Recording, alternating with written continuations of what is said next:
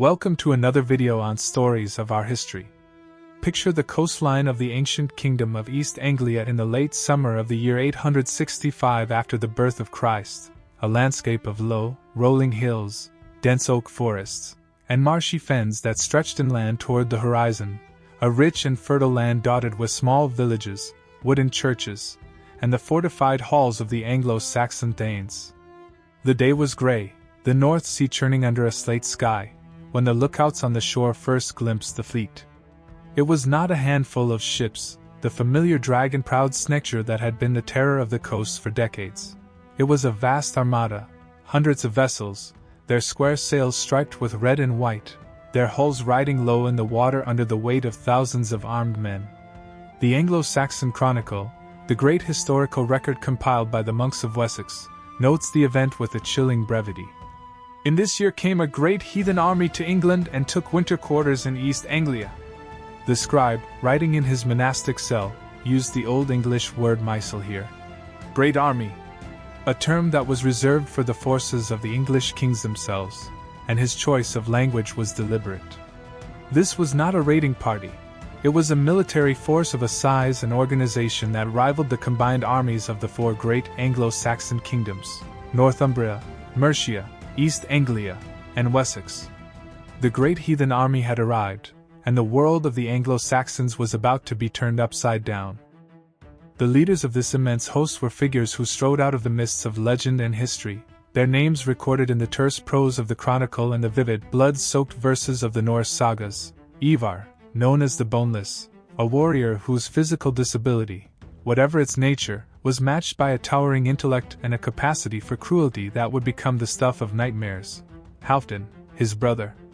A more conventional warrior but no less ambitious, a man who would eventually claim the kingship of a conquered realm.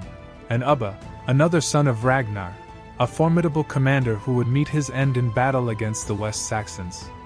Together, these men represented the apex of Viking leadership, a combination of strategic genius, personal charisma, and utter ruthlessness that had been forged in the endless wars of the Scandinavian world.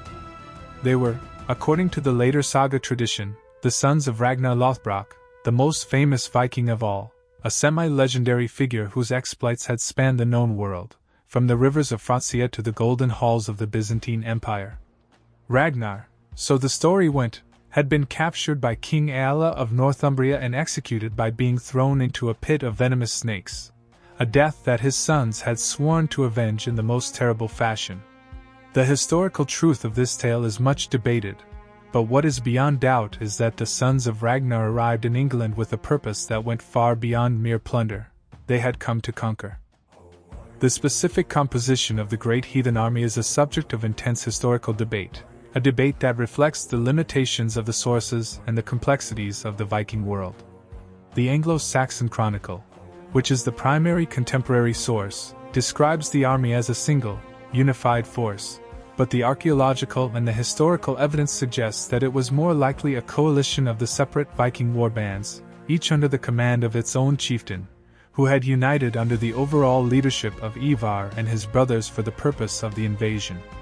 The army, which was composed of the warriors from the Denmark, the Norway, the Sweden, and the other parts of the Scandinavian world, was a diverse and a polyglot force, a collection of the adventurers, the exiles, the landless sons, and the ambitious nobles who had been drawn by the promise of the land and the wealth.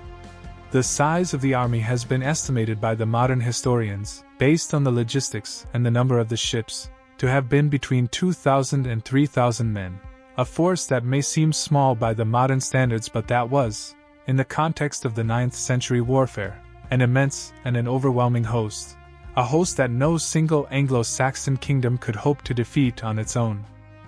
The specific political landscape of the Anglo-Saxon England in the year 865 was a world that was ripe for the conquest, a world that was divided into the four major kingdoms, Northumbria, Mercia, East Anglia, and Wessex, and a number of the smaller sub-kingdoms and the tribal territories.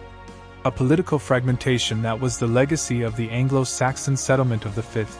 and the 6th centuries, and that was the source of the endless internal conflicts and the rivalries. Northumbria, which was the northernmost of the kingdoms, was a realm of the great wealth and the cultural achievement, the land of the Lindisfarne and the Jarrow, the home of the venerable Bede. But it was also a kingdom that was torn apart by the dynastic strife, a conflict between the two rival claimants, King Osbert and King Alla, that had plunged the region into the civil war. Mercia, which was the central kingdom, was the largest and the most powerful of the Anglo-Saxon states. But it was a kingdom that had been weakened by the long wars with the Wessex and by the internal divisions that were the curse of the Mercian politics.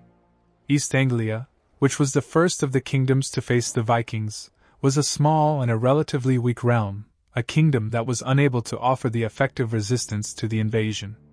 Wessex, which was the southern kingdom, was the rising power of the age, a kingdom that was under the rule of King Athelred I and his younger brother, Alfred, the future Alfred the Great. But it was a kingdom that was about to face the greatest challenge in its history. The Great Heathen Army, which was the instrument of the Viking conquest, was about to exploit the divisions and the weaknesses of the Anglo-Saxon world with a terrifying and a devastating efficiency. The specific arrival of the Great Heathen Army in the East Anglia in the autumn of 865 was a moment of the profound shock and the fear for the Anglo-Saxons, a moment that was recorded by the Anglo-Saxon Chronicle in the terms of the dread and the foreboding. The army, which landed on the coast of the East Anglia, near the mouth of the River Deben, established its winter camp, a fortified encampment that was the first of the many such bases that the Vikings would use throughout the campaign. The East Anglians, who were the first to face the invaders, were unable to offer the effective resistance, and they quickly sued for the peace, providing the Vikings with the horses, the food, and the supplies that were the essential for the coming campaign. The agreement, which was the first of the many such treaties that the Anglo-Saxons would make with the Vikings, was a temporary and a pragmatic arrangement, a buying of the time that was the characteristic of the Anglo-Saxon response to the invasion. But the Great Heathen Army, which had secured its base and its supplies, was now ready to strike at the heart of the Anglo-Saxon kingdoms. The specific significance of the Great Heathen Army in the history of the Viking expansion is that it marked a fundamental shift in the nature of the Norse activity in the British Isles, a shift from the seasonal raiding to the permanent conquest. A shift that was the result of the changing political and the economic conditions in the Scandinavia and the opportunities that were presented by the divided and the weakened kingdoms of the England. The army, which was the largest and the most powerful Viking force that had ever been assembled, was the instrument of a new and a more ambitious phase of the Norse expansion, a phase that would see the establishment of the permanent Norse settlements in the England, the creation of the Danelaw, and the transformation of the Anglo-Saxon world. The Great Heathen Army, which was the army of the sons of the Ragnar, was about to write a new and a bloody chapter. The legend of Ragnar Lothbrok, the father of the commanders of the Great Heathen Army, is one of the most potent and the most enduring of all the Viking myths. A story that blends the historical fragments and the poetic imagination into a narrative of the extraordinary power and the resonance. Ragnar, whose name means hairy breeches, in the Old Norse, a reference to the shaggy trousers that he supposedly wore into the battle against the dragon, is a figure who appears in a variety of the medieval sources, the Anglo-Saxon Chronicle, the Annals of St. Bertan, the Gesta Danorum of the Saxo Grammaticus, and the Icelandic sagas, particularly the Ragnar's Saga Lobakr, the Saga of Ragnar Lothbrok, which was composed in the 13th century and which is the most detailed and the most romanticized of the accounts. The historical Ragnar, as far as he can be reconstructed from the fragmentary and the contradictory evidence, was likely a Viking chieftain of the 9th century who achieved a great fame for his raids on the Francia and the England, and who may have been the father of the several of the prominent Viking leaders of the next generation. But the Ragnar of the sagas, the dragon slayer, the husband of the Aslog, the father of the Ivar the Boneless, the Bjorn Ironside, the Halfdan, and the Ubba, is a larger-than-life figure, a hero whose exploits are the stuff of the legend and the myth. The specific story of the death of the Ragnar Lothbrok, which is the central motivation for the invasion of the England by his sons, is a tale that is recorded in the Ragnar's Saga Lobakr and in the other Norse sources, a tale that is a mixture of the historical possibility and the literary invention. According to the saga, Ragnar, who was then an old man and who was jealous of the fame of his sons, decided to launch a raid on the England with only 2 ships, a reckless and a fatal decision that was the result of his pride and his desire to prove that he was still the greatest of the Viking warriors.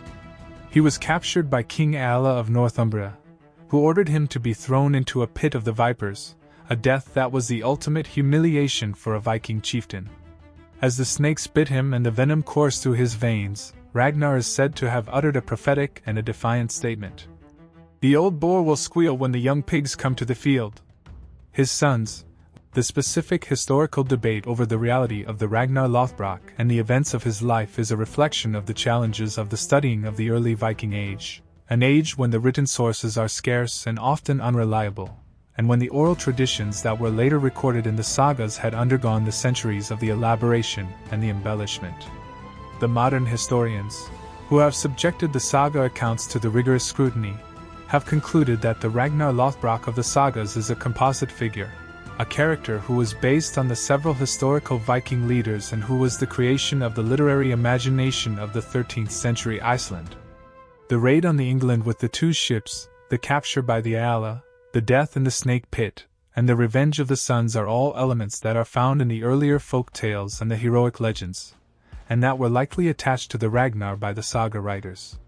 But the historical core of the story, the existence of the Viking leader named the Ragnar who was the father of the prominent Vikings of the 860s, is accepted by the many of the scholars, who point to the references in the contemporary Frankish and the English sources that confirm the existence of a Viking chieftain of that name. The specific sons of the Ragnar who are associated with the Great Heathen Army, the Ivar the Boneless, the Halfdan, and the Ubba, are figures who are more solidly grounded in the historical record, and whose careers can be traced through the pages of the Anglo-Saxon Chronicle and the other contemporary sources.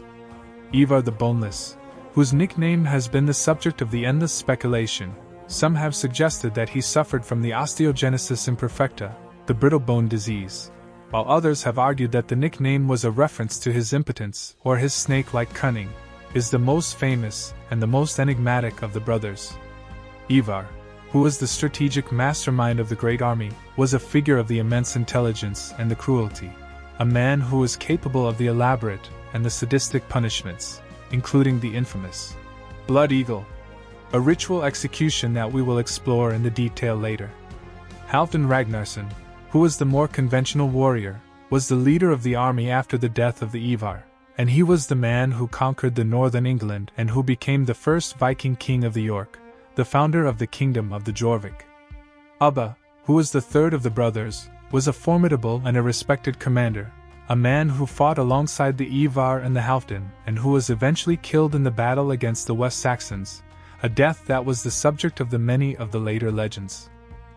The specific motivation of the sons of the Ragnar for the invasion of the England, beyond the revenge for the death of their father, was the same motivation that had driven the Viking expansion for the centuries.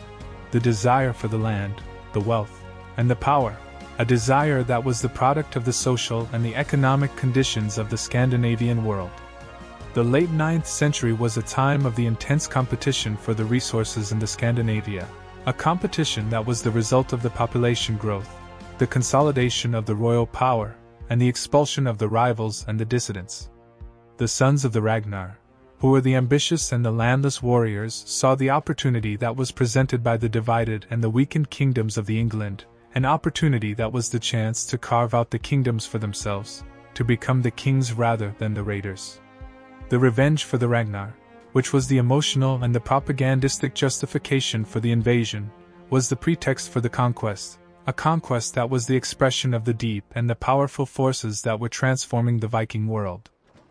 The kingdom of Northumbria, which was the first of the Anglo-Saxon realms to feel the full force of the Great Heathen Army, was a land of the ancient and the proud history, a kingdom that had once been the center of the learning and the culture in the northern Europe, the home of the Venerable Bede, the scholar and the historian whose ecclesiastical history of the English people is the foundational text of the English history, and the land of the great monasteries of the Lindisfarne, the Jarrow, and the Whitby, the communities that had produced the masterpieces of the illuminated manuscript, such as the Lindisfarne Gospels. Northumbria, which stretched from the Humber River in the south to the Firth of the Forth in the north, was a kingdom of the vast and the diverse territories, the rugged hills of the Pennines, the fertile valleys of the Yorkshire, and the wild, windswept moors of the borderlands. But Northumbria, at the time of the Viking invasion, was a kingdom in the crisis, a kingdom that was torn apart by the civil war between the two rival claimants to the throne, King Osbert and King Aella, a conflict that had divided the nobility and the army and that had left the realm vulnerable to the external attack. The specific political situation in the Northumbria in the year 866, on the eve of the Viking invasion, was a disaster of the first order, a failure of the leadership and the unity that was the direct result of the dynastic conflicts that had plagued the kingdom for the generations. Osbert, who had been the king since the 848, had been overthrown by the Aella, a rival claimant who had the support of a faction of the Northumbrian nobility, and the two kings were engaged in a bitter and a destructive civil war, a war that was consuming the resources and the manpower of the kingdom.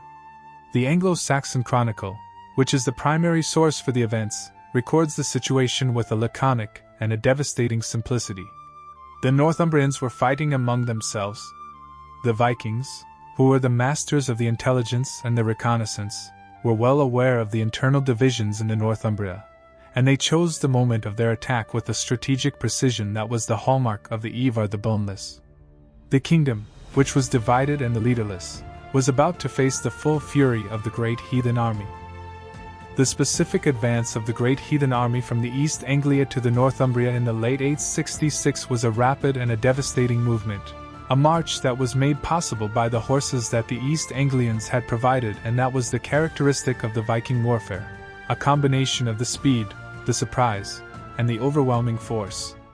The army, which was the mounted infantry rather than the cavalry in the traditional sense, used the horses for the rapid movement across the long distances, a tactic that allowed the Vikings to strike at the targets that were hundreds of the miles from their base and to appear without the warning at the gates of the enemy cities.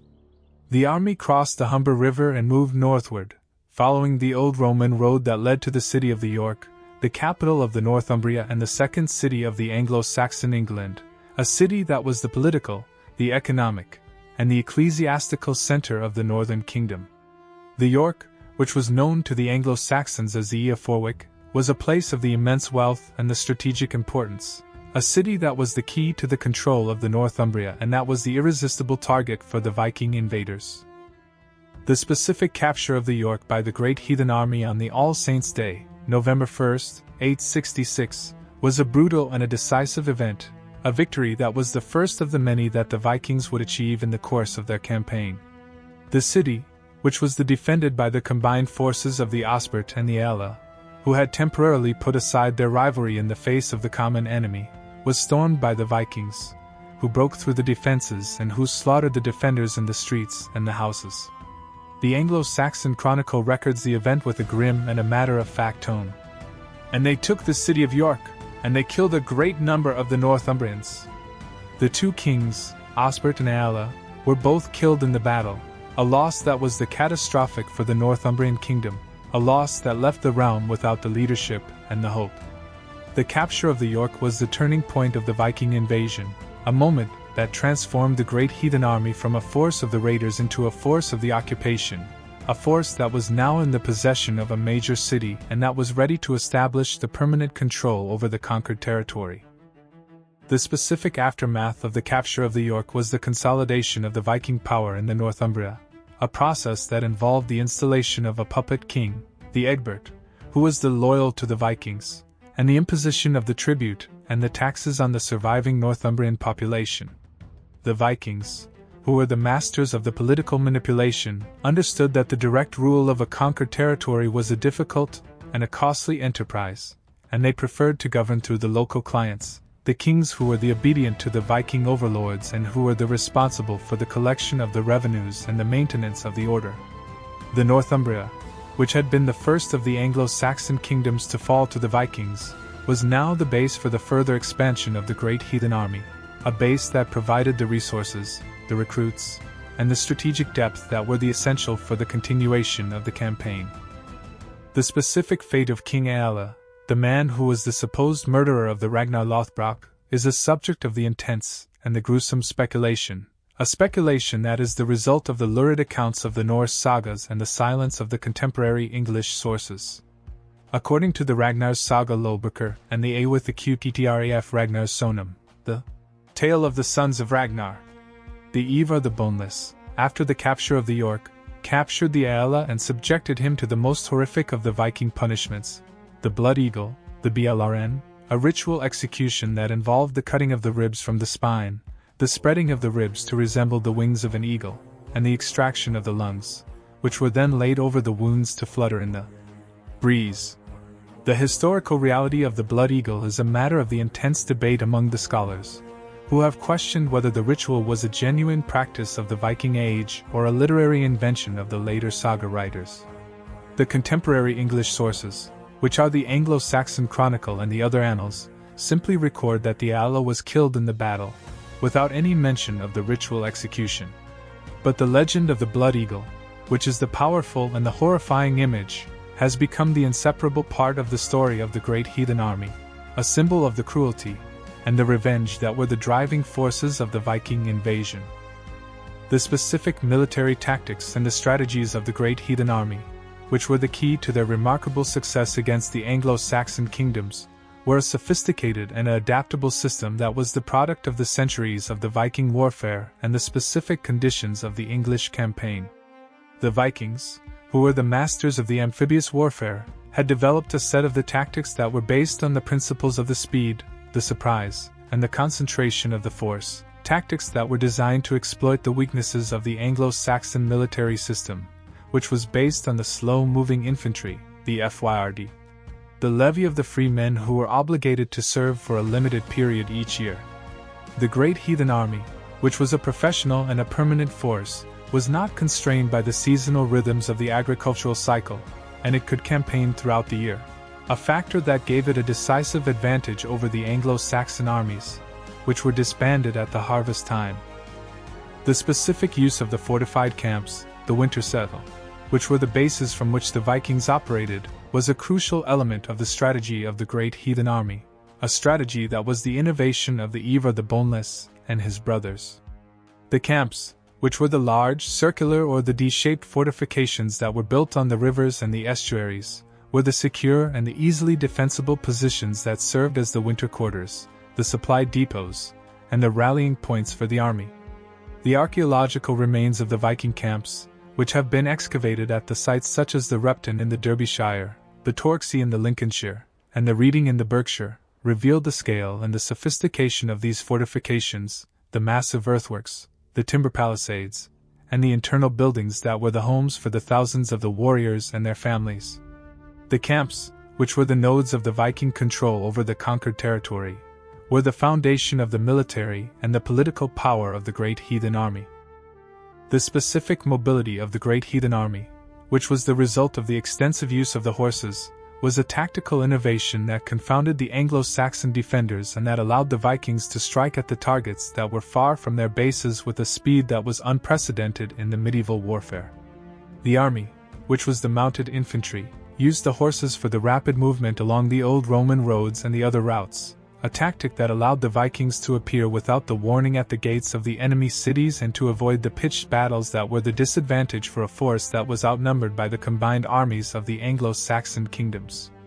The horses, which were obtained from the local populations as a part of the tribute and the plunder, were the essential for the mobility of the army, and the Vikings, who were the skilled horsemen, were able to move the hundreds of the miles in a matter of the days, a speed that was the shock and the awe for the Anglo-Saxons. The specific naval power of the Great Heathen Army, which was the foundation of their ability to project the force across the North Sea and to maintain the supply lines to the Scandinavia, was a crucial factor in the success of the invasion, a factor that is often overlooked by the historians who focus on the land campaigns. The Viking longships, which we have described in the detail in the previous episodes, were the revolutionary vessels that were the instruments of the Norse expansion, the ships that were capable of crossing the open sea and of navigating the shallow rivers and the estuaries that were the highways of the English landscape. The fleet of the Great Heathen Army, which was composed of the hundreds of the ships, was the transport for the thousands of the warriors and the tons of the supplies, and it was the means of the communication and the reinforcement that kept the army connected to the Scandinavian homeland. The naval power of the Vikings, which was the unchallenged in the North Sea, was the strategic umbrella under which the land campaign was conducted, a factor that was decisive in the success of the invasion. The specific psychological warfare of the Great Heathen Army, which was the deliberate use of the terror and the intimidation to demoralize the enemy and to undermine the resistance, was a weapon that was as effective as the sword and the axe, a weapon that was wielded with a masterful and a terrifying skill by the Ivar the Boneless and his brothers. The Vikings, who were the pagans from the cold and the distant lands, had a reputation for the ferocity and the cruelty that preceded them, a reputation that was the carefully cultivated and that was the amplified by the lurid accounts of the monastic chroniclers, who were the primary sources for the history of the period. The sight of the dragon-proud ships on the horizon, the news of the burning monasteries and the slaughtered communities, the rumors of the ritual executions and the human sacrifices, all of these were the elements of the psychological warfare, a warfare that was designed to break the will of the enemy before the battle was even joined. The specific tactical innovations of the Great Heathen Army, which included the use of the shield wall, the skjoldborg, the dense formation of the overlapping shields that was the classic defensive and offensive tactic of the Viking infantry, and the use of the wedge formation, the svinfalking, the swine array, which was a deep, narrow column that was designed to break through the enemy line at a single point, were the refinements of the ancient Germanic warfare that had been perfected by the generations of the Viking warriors. The shield wall, which was the foundation of the Viking military power, was a formation that required the immense discipline and the cohesion, a formation that was the product of the long training and the shared experience of the warriors. The wedge formation, which was the tactic of the shock and the penetration, was the weapon of the elite warriors, the berserkers and the Fenir, the men who were the sworn to the Odin, the god of the war and the ecstasy, and who fought with a frenzied and a terrifying fury that was the source of the awe and the fear. The specific figure of Ivar the Boneless, the eldest of the sons of the Ragnar Lothbrok and the strategic mastermind of the Great Heathen Army, is one of the most fascinating and the most enigmatic characters of the Viking Age, a man whose physical disability, whatever its nature, was the source of a towering intellect and a capacity for the cruelty that would become the stuff of the legend. Ivar, whose Old Norse name was Ivar in Bainlazi, was a figure who appears in the Anglo-Saxon chronicle as the Ingvar, the leader of the heathen army, and in the Irish annals as the Imar, the king of the Dublin and the Norse of the Ireland, a dual identity that has led some historians to suggest that the Ivar the Boneless of the English campaign and the Imar of the Irish annals were the same person, a Viking leader who operated across the whole of the British Isles. The Ragnar's Saga Lobreker, which is the primary source for the legendary accounts of the Ivar, describes him as a man of the exceptional intelligence and the cunning, a man who was the master of the strategy and the psychology, and who was the driving force behind the invasion of the England and the revenge for the death of his father. The specific nature of the Ivar's physical disability, which gave him the epithet, the Boneless, is a subject of the endless speculation and the debate, a debate that reflects the ambiguity of the saga accounts and the limitations of the historical record. The Ragnar's saga describes the Ivar as the having the no bones, a condition that was the result of the curse that was placed on his mother, the Aslog, by the Ragnar, and that required him to be carried into the battle on a shield, a description that has led some scholars to suggest that he suffered from the osteogenesis imperfecta, the brittle bone disease, or from some other congenital condition that affected his mobility. Other scholars have argued that the nickname was a metaphorical reference to the Ivar's impotence, or his lack of the children, an interpretation that is supported by the saga accounts that describe him as the incapable of the lying with the women. The more recent and the more plausible interpretation is that the nickname was a reference to the Ivar's exceptional flexibility and the agility, a trait that was admired by the Viking warriors, who valued the physical prowess and the martial skill. Whatever the truth of the matter, the Ivar the Boneless was clearly a leader of the immense ability, a man who was able to command the loyalty and the respect of the hardened warriors of the Great Heathen Army and to orchestrate the most successful and the most devastating of the Viking invasions. The specific role of the Ivar in the planning and the execution of the invasion of the England is a subject that is difficult to reconstruct from the fragmentary sources, but the broad outlines of his strategy are clear from the sequence of the events. The Ivar, who was the elder brother and the most experienced of the leaders, was the overall commander of the Great Heathen Army, the man who made the key decisions and who directed the operations. His strategy, which was the masterpiece of the Viking warfare, was to exploit the internal divisions of the Anglo-Saxon kingdoms, to strike at the vulnerable points with the speed and the surprise, to establish the fortified bases that could be the centers for the further expansion, and to use the terror and the intimidation to undermine the will of the enemy. The Evar, who was the master of the psychological warfare, understood that the fear was a weapon that was as effective as the sword, and he used it with a cold and a calculating precision that was the hallmark of his character. The specific campaign of the Evar against the kingdom of the East Anglia in the 869, which was the follow-up to the conquest of the Northumbria, was a brutal and a decisive operation that resulted in the death of the King Edmund and the destruction of the East Anglian kingdom. The East Anglia, which had been the first of the kingdoms to face the Great Heathen Army, had been spared the destruction by the payment of the tribute and the provision of the horses, but the Evar, who was the relentless and the unforgiving, returned to the kingdom in the 869 with the demand for the complete submission. The King Edmund, who was the devout Christian and the ruler of the East Anglia, refused to submit to the pagan overlordship, a refusal that was the act of the courage and the faith, but that was also the act of the fatal defiance. The Evar, according to the later hagiographic accounts, had the Edmund captured, tortured, and executed, a death that was the martyrdom and that was the foundation of the cult of the Saint Edmund, the patron saint of the England. The destruction of the East Anglian kingdom was the completion of the Viking conquest of the eastern England, a conquest that had reduced the three of the four great Anglo-Saxon kingdoms to the subjugation or the destruction. The specific later career of the Evar the Boneless, after the conquest of the East Anglia, is a subject of the uncertainty and the debate, a reflection of the fragmentary nature of the sources and the confusion between the Evar and the Amar of the Irish annals. The Anglo-Saxon Chronicle records that the Evar left the England in the 870 and travelled to the Ireland, where he joined the Norse forces that were fighting the Irish kings, a journey that is consistent with the Irish annals that record the activities of the Amar, the king of the Dublin, who was a major figure in the Viking wars in the Ireland in the 870s. The Evar, who was the master of the strategy and the politics, was a figure who operated on a grand scale, a man who was the player in the great game of the Viking expansion across the whole of the British Isles. He died, according to the Irish annals, in the 873, a death that was the end of a remarkable and a terrible career, a career that had transformed the history of the England and the Ireland. The specific legacy of the Evar the Boneless is the enduring image of the cunning and the cruel Viking leader, the master of the strategy and the psychology, the man who was the driving force behind the Great Heathen Army and the conquest of the England. The Evar, who was the product of the legend and the history, is a figure who has captured the imagination of the writers, the artists, and the filmmakers for the centuries, a figure who is the embodiment of the Viking spirit of the ambition, the intelligence, and the ruthlessness. The Evar the Boneless, the son of the Ragnar Lothbrok, is the true and the lasting symbol of the Great Heathen Army, a symbol that is the reminder of the power and the terror of the Viking Age.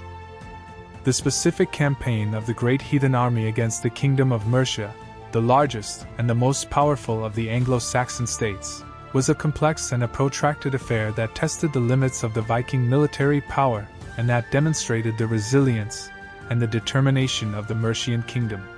Mercia, which stretched from the Thames River in the south to the Humber River in the north, was a realm of the vast and the diverse territories, the rich agricultural lands of the Midlands, the dense forests of the Arden and the Sherwood, and the rugged hills of the Peak District and the Welsh Marches. The Mercian kingdom, which had been the dominant power in the southern England for the much of the 8th century, under the rule of the great kings such as the Offa and the Cenwulf, had declined in the 9th century, a decline that was the result of the internal dynastic conflicts and the growing power of the Wessex. But it was still a formidable and a wealthy kingdom, a prize that was the worthy of the Viking ambition. The specific Mercian campaign of the Great Heathen Army, which began in the 867, after the conquest of the Northumbria, was a series of the raids, the sieges, and the negotiations that were the characteristic of the Viking warfare, a campaign that was designed to weaken and to subdue the Mercian kingdom without the need for a decisive and a costly pitched battle. The Vikings, who were the masters of the hit-and-run tactics, struck at the Mercian towns and the monasteries, the rich and the undefended targets that were the source of the plunder and the terror. The army, which was the mounted and the mobile, moved rapidly across the Mercian countryside, avoiding the main Mercian army, which was the slow and the cumbersome, and striking at the vulnerable points. The Mercians, who were led by their king, the Burgred, were unable to bring the Vikings to a decisive battle, and they were forced to adopt a defensive strategy, a strategy that was the ineffective against the mobile and the relentless enemy. The specific siege of the Nottingham in the 868, which was a major engagement of the Mercian campaign, was a demonstration of the Vikings' skill in the siege warfare and the ability to sustain the long operations in the hostile territory. The Great Heathen Army, which had established a fortified camp at the Nottingham, a strategic location on the River Trent, was besieged by the combined forces of the Mercians and the West Saxons, who had been called to the aid by the Burgred under the terms of the alliance between the two kingdoms. The siege, which lasted for the several months, was a stalemate, as the Vikings, who were the secure behind their fortifications, refused to come out and fight, and the Anglo-Saxons, who were the unable to storm the camp, were forced to negotiate. The peace, which was the negotiated, was a temporary and a pragmatic arrangement, a buying of the time that was the characteristic of the Anglo-Saxon response to the Viking invasion. The Vikings, who had been the besieged, were the allowed to withdraw, a withdrawal that was the prelude to the further and the more devastating attacks. The specific collapse of the Mercian kingdom, which occurred in the 874, after the years of the relentless Viking pressure, was a catastrophe that was the result of the military defeats, the economic exhaustion, and the political fragmentation that the invasion had caused. The Great Heathen Army, which was now under the command of the Halfdan Ragnarsson, after the departure of the Ivar to the Ireland, launched a final and a decisive campaign against the Mercia, a campaign that resulted in the expulsion of the King Burgred and the installation of a puppet king, the Ceolwulf II, who was loyal to the Vikings. The Mercia, which had been the largest and the most powerful of the Anglo-Saxon kingdoms, was now reduced to the status of the client state, a kingdom that was subservient to the Viking overlords and that was the source of the tribute and the troops for the great army. The fall of the Mercia was the completion of the Viking conquest of the Midlands, a conquest that had destroyed the balance of the power in the England and that had left the Wessex as the only independent Anglo-Saxon kingdom. The specific role of the Burgred, the last independent king of the Mercia, in the resistance to the Vikings, is a subject of the historical assessment, an assessment that is often critical of his leadership and his decisions. Burgred, who had been the king since the 852, was a ruler of the limited ability and the vision, a man who was unable to rally his people or to forge the effective alliances against the common enemy. His decision to call on the West Saxons for the aid, which was the natural and the necessary step, was also the acknowledgement of his own weakness, a weakness that was exploited by the Vikings and the West Saxons alike.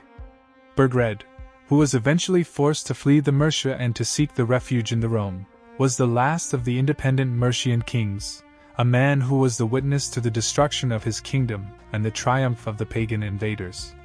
The fall of the Mercia, which was the end of an era, was the prelude to the final and the most dramatic chapter of the Great Heathen Army, the war against the Wessex. The specific kingdom of Wessex, which was the last of the Anglo-Saxon realms to stand against the Great Heathen Army, was a land of the ancient and the proud history, a kingdom that had been founded by the legendary Cerdic and his son Cynric in the 6th century, and that had grown over the centuries into the most powerful and the most cohesive of the Anglo-Saxon states. Wessex, which was the West Saxon kingdom, stretched from the Thames Valley in the north to the English Channel in the south, and from the borders of the Cornwall in the west to the Weald of the Kent in the east, a realm of the rich agricultural lands, the ancient forests, and the fortified towns that were the legacy of the Roman occupation and the Saxon settlement. The West Saxons, who were the descendants of the Germanic tribes that had invaded the Britain in the 5th and the 6th centuries, were a people of the fierce independence and the martial prowess, a people who had resisted the Viking raids with a determination and a courage that was the envy of the other English kingdoms. The specific leadership of the Wessex at the time of the Great Heathen Army was in the hands of King Athelred I, the son of the Ethelwulf, and the grandson of the Egbert, the king who had established the West Saxon supremacy over the southern England. Athelred, who had succeeded his elder brother, the Ethelbald, in the 865, was a man of the deep piety and the military experience, a ruler who was determined to defend his kingdom against the pagan invaders. But the true hero of the West Saxon resistance, the figure who would emerge from the crisis as the greatest of the Anglo-Saxon kings, was the younger brother of the Athelred, the Alfred, the future Alfred the Great, a man who was then a young prince in his early 20s, a man of the intelligence, the courage, and the vision that would transform the history of the England. The partnership between the Athelred and the Alfred, which was the foundation of the West Saxon defense, was a combination of the experience and the energy, the piety and the pragmatism, that was the essential for the survival of the kingdom. The specific first major engagement between the Great Heathen Army and the West Saxons was the Battle of the Reading, which was fought in the January of the 871, a battle that was the first of the many that would be fought in the course of the year that the Anglo-Saxon Chronicle records as the Year of the Battles. The Vikings, who had established a fortified camp at the Reading, a strategic location on the Thames River, were attacked by the West Saxon army, which was led by the Athelred and the Alfred, an attack that was repulsed with the heavy losses on both sides.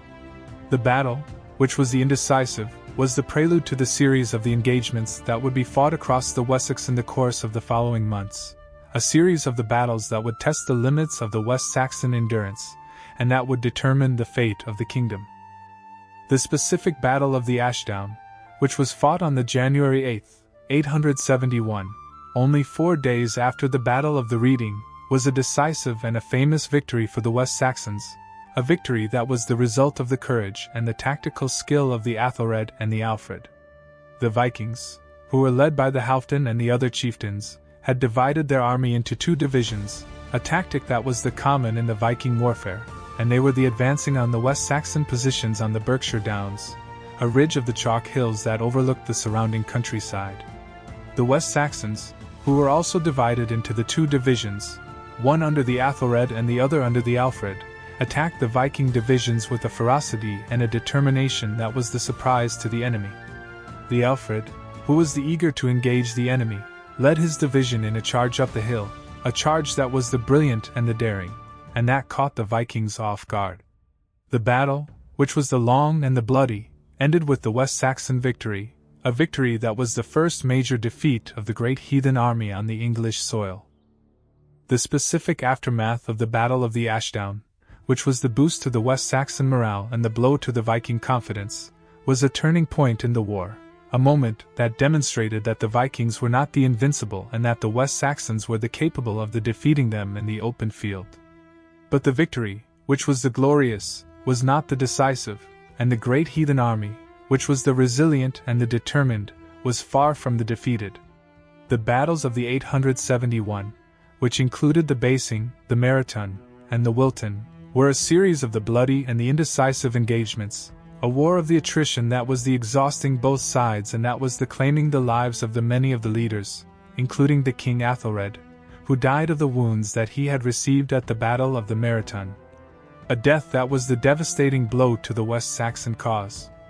The death of the Athelred, which left the Alfred as the king, was the moment of the greatest crisis for the Wessex, a moment that was the prelude to the darkest and the most desperate days of the Viking War. The specific leadership of Alfred the Great, who succeeded his brother Athelred to the throne of the Wessex in the April of the 871, at the age of about 22, was the turning point of the Viking War and the salvation of the Anglo-Saxon England. Alfred, who was the youngest of the 5 sons of the King Ethelwulf, had not been expected to become the king, a fact that had allowed him to receive a different and a more intellectual education, an education that was the foundation of his later achievements as the scholar and the reformer. Alfred, who was the man of the profound faith, the keen intelligence, and the practical wisdom, was the embodiment of the ideal of the Christian king, a ruler who was the warrior, the lawgiver, the builder, and the patron of the learning. His reign, which was the longest and the most consequential of the Anglo-Saxon period, would transform the Wessex from a beleaguered and a desperate kingdom into the foundation of a unified English nation. The specific situation that Alfred faced upon his accession to the throne was the dire and the desperate, a situation that would have broken a lesser man. The Great Heathen Army, which had been reinforced by the new arrivals from the Scandinavia, was ravaging the Wessex, burning the towns, sacking the monasteries, and slaughtering the people. The West Saxon army, which had been the exhausted and the depleted by the battles of the 871, was unable to offer the effective resistance, and the Alfred was forced to sue for the peace, a peace that was bought with the payment of a large tribute, a gaffle, that was the heavy and the humiliating burden on the kingdom. The Vikings, who were satisfied with the payment and who were eager to consolidate their gains in the Northumbria and the Mercia, withdrew from the Wessex for a time, a respite that the Alfred used to rebuild his forces and to prepare for the next and the inevitable assault. The specific resumption of the Viking attacks on the Wessex in the 876, after the years of the relative peace, was a new and a more dangerous phase of the war, a phase that was led by the new Viking leader, the Guthrum, a chieftain of the immense ambition and the military skill, who was determined to conquer the Wessex and to complete the destruction of the Anglo-Saxon kingdoms.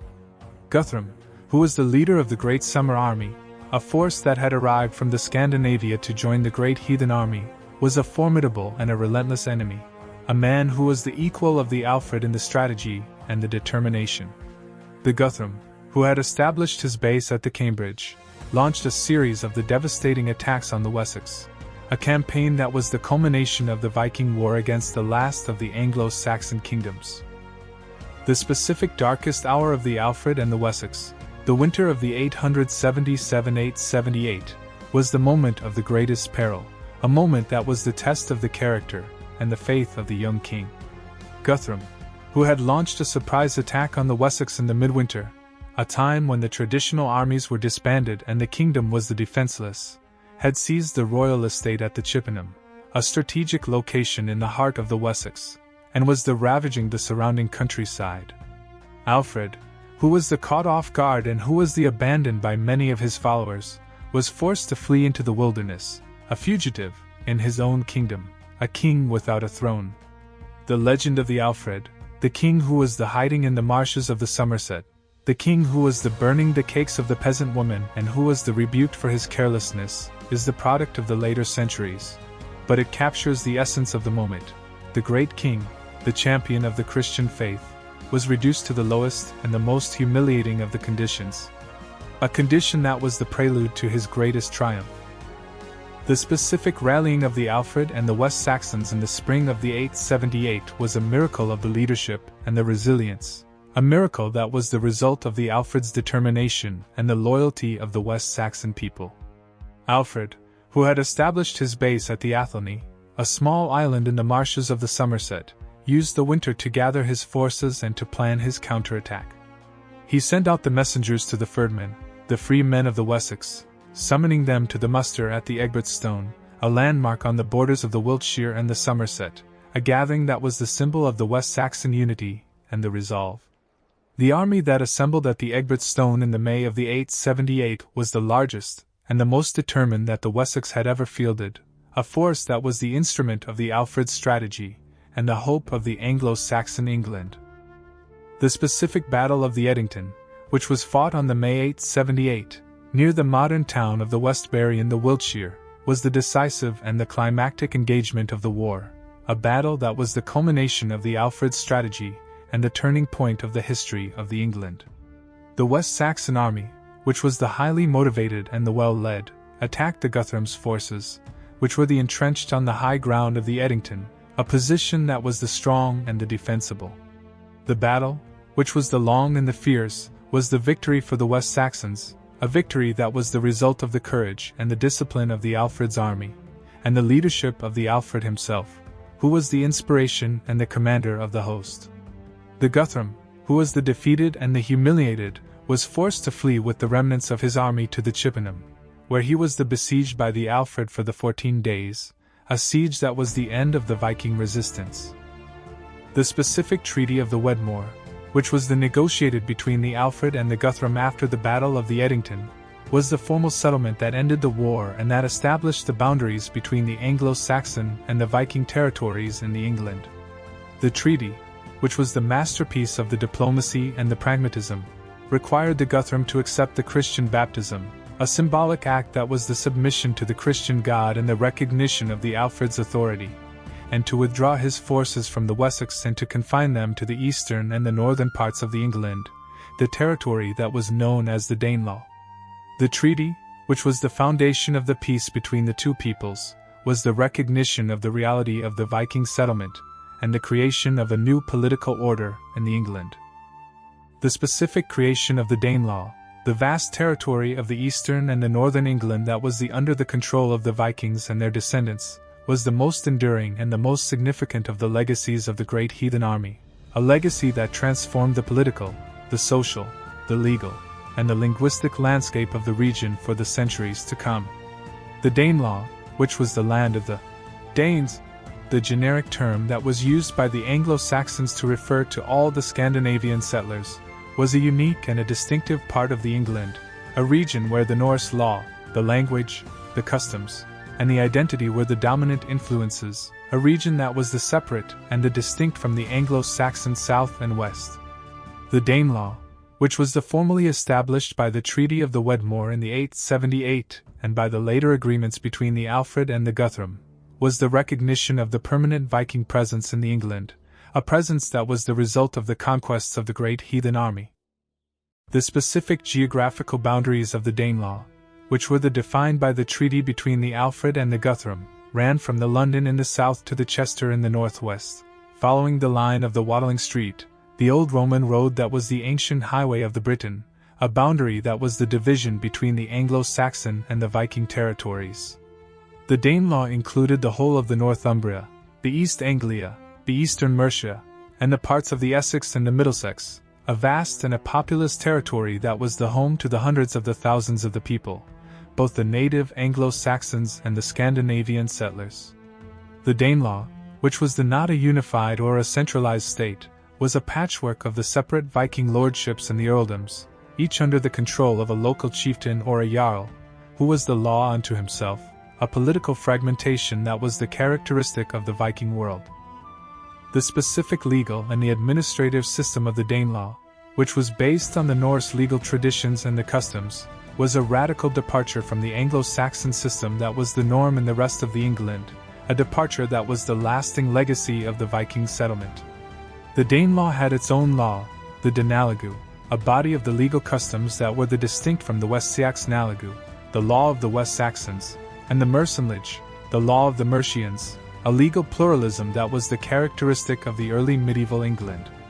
The Danelaw law, which was based on the principles of the personal freedom, the communal responsibility, and the compensation for the injuries, was a system that was different from the Anglo-Saxon law, which was based on the royal authority and the punishment.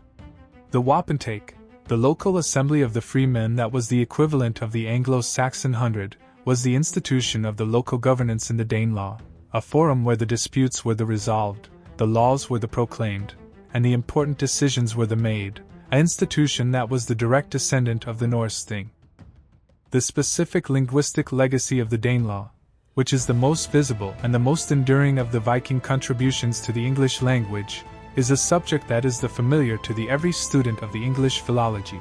a legacy that is the source of the hundreds of the common words that are used by the English speakers every day.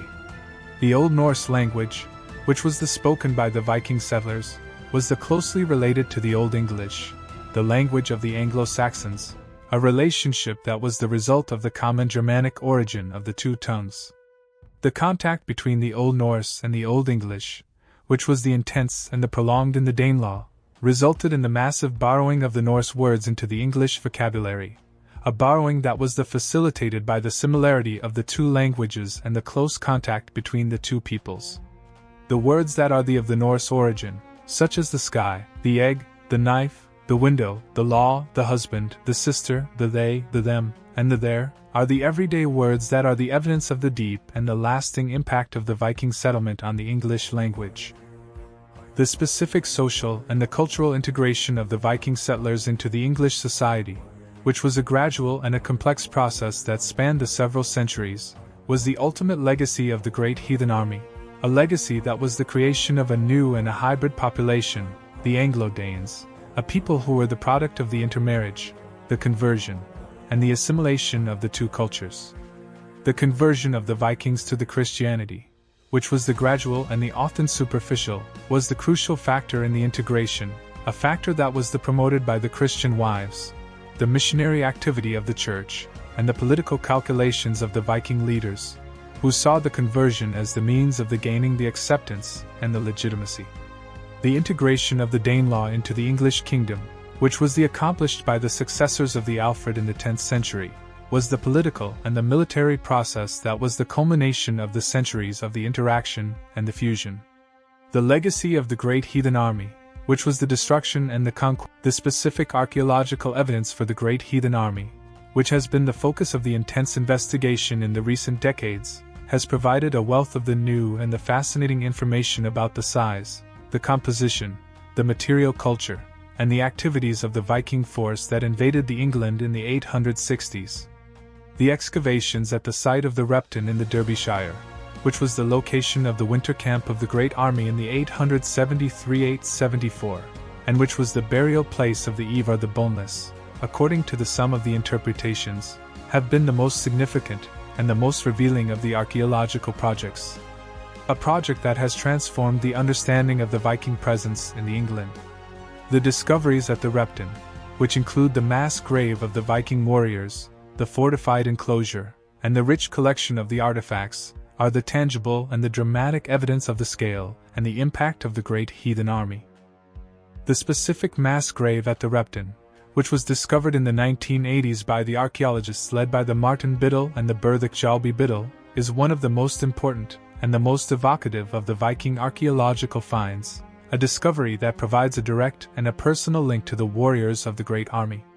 The grave, which was located in the Vicarage Garden, adjacent to the Anglo-Saxon Church of the St. Wystan, contained the disarticulated remains of at least 264 individuals, the vast majority of whom were the men of the fighting age, a demographic that is consistent with the composition of a Viking army. The bones, which were carefully arranged and stacked, were the evidence of a secondary burial, a practice that was common in the Viking world, where the dead were initially interred and later reburied in a communal grave. The analysis of the bones, which was conducted by the osteologists, revealed the evidence of the violent injuries, the sword cuts, the axe wounds, and the other traumas that were the signature of the warrior life and the violent death.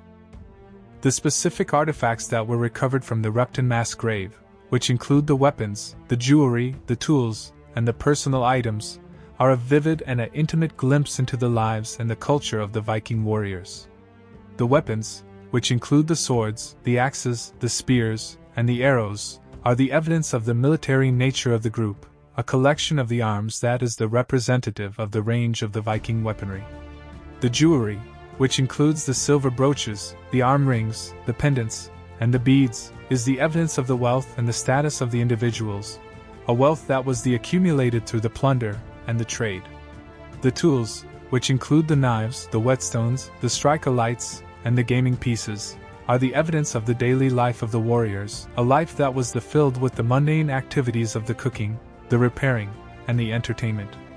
The artifacts, which are now housed in the museums, are the tangible and the personal connection to the men of the Great Heathen Army, a connection that is the bridge across the centuries.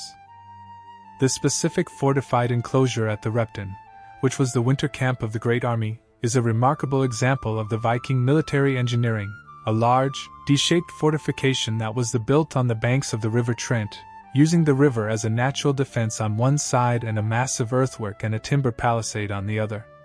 The enclosure, which was large enough to accommodate the several thousand men and their horses, was the base for the Viking operations in the Midlands, a place where the army could rest, resupply, and plan the next campaign.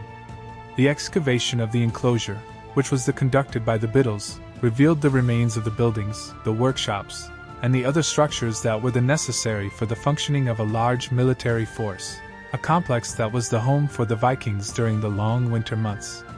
The Repton camp, which is the best preserved of the Viking winter camps, is a unique and an invaluable window into the world of the Great Heathen Army. The specific interpretation of the mass grave at the Repton as the burial place of the Eofor the Boneless, which has been suggested by some scholars, is a fascinating and a controversial hypothesis, a hypothesis that is based on the analysis of the bones and the historical records. The grave, which was located in the most prestigious and the prominent position, near the altar of the Anglo-Saxon church, and which contained the remains of a large and imposing male individual, the Repton warrior, who was buried with the rich grave goods, including a sword, a knife, and a Thor's hammer pendant, has been identified as the possible resting place of the Eofor, who was reported to have died in the 873 and to have been buried in England. The hypothesis, which is the attractive and the plausible, is the not universally accepted, and the debate over the identity of the Repton warrior is the ongoing. But the mass grave, regardless of the identity of the individuals, is the powerful and the moving testament to the Viking presence in the England and the human cost of the Great Heathen Army. The specific role of the Viking women in the Great Heathen Army and the subsequent settlement of the Danelaw is a subject that has been the focus of the increasing attention by the historians and the archaeologists in the recent years. A subject that has challenged the traditional image of the Viking invasions as the exclusively male affairs and that has revealed the crucial and the multifaceted role that the women played in the conquest and the colonization. The historical and the archaeological evidence, which includes the written sources, the grave goods, and the genetic studies, indicates that the women were the part of the Great Army from the very beginning, traveling with the warriors, managing the camps, caring for the wounded, and participating in the economic and the social life of the Viking community. The women, who were the wives, the daughters, the servants, and the slaves of the warriors, were the essential for the functioning of the army, a fact that is often overlooked by the historians who focus on the battles and the leaders. The specific written sources that mention the Viking women in the context of the Great Army are the few and the fragmentary, but they provide the crucial glimpses into their presence and their roles. The Anglo-Saxon Chronicle, which is the primary source for the history of the period, makes the occasional reference to the women and the children who were the part of the Viking forces, a reference that is often in the context of the defeat or the massacre. The Annals of St. Bertin, the Frankish Chronicle, describes the Viking women as the wives and the children, who accompanied the warriors on the campaigns and who were responsible for the domestic and the logistical tasks. The Norse sagas, which are the later and the more literary sources, provide the more detailed and the more vivid portraits of the Viking women, the strong and the independent figures such as the Lagertha, the Shield Maiden, and the Aslog, the Queen, who were the active participants in the events and the politics of the Viking world. The specific archaeological evidence for the Viking women in the Danelaw is the extensive and the growing, a body of the evidence that includes the female graves, the jewelry, the tools, and the other artifacts that are the indicators of the gender and the role. The excavations of the Viking cemeteries in the England, such as the Repton, the Ingleby, and the Cumwiton, have revealed the significant number of the female burials, the women who were buried with the grave goods that are the typical of the Norse culture, the oval brooches, the bead necklaces, the spindle whorls, the weaving battens, and the other items that are associated with the female dress and the domestic activities. The female graves, which are often the rich and the well-furnished, are the evidence of the status and the importance of the women in the Viking society, a status that was derived from their roles as the wives, the mothers, the managers of the households, and the transmitters of the culture. The specific genetic evidence for the Viking women in the Danelaw, which has been the product of the recent studies of the ancient DNA, has provided a new and a fascinating dimension to the understanding of the settlement, a dimension that is the confirmation of the historical and the archaeological evidence. The genetic studies, which have been conducted by the researchers at the University of Leicester and the other institutions, have analyzed the DNA of the individuals from the Viking cemeteries in the England, and they have found that the significant proportion of the individuals are the women, a finding that is consistent with the idea that the Viking settlement involved the migration of the whole families, not just the male warriors. The genetic evidence, which is the powerful and the objective, is the confirmation that the Viking women were the integral part of the Great Army in the colonization of the Danelaw, a fact that is the essential for the understanding of the Viking legacy in the England. The specific role of the Viking women in the integration and the assimilation of the Norse and the Anglo-Saxon cultures, which was the crucial factor in the creation of the hybrid Anglo-Danish society of the Danelaw, is a subject that is the often overlooked but that is the fundamental to the understanding of the period. The women, who were the mothers and the educators of the next generation, were the primary agents of the cultural transmission, the keepers of the language, the customs, and the values of the Norse people. The intermarriage between the Viking men and the Anglo-Saxon women, which was the common and the widespread, was facilitated by the presence of the Viking women, who were the models and the mediators of the cultural exchange. The Viking women, who were the strong and the resilient, were the foundation of the new and the lasting society that emerged from the chaos and the violence of the Viking conquest.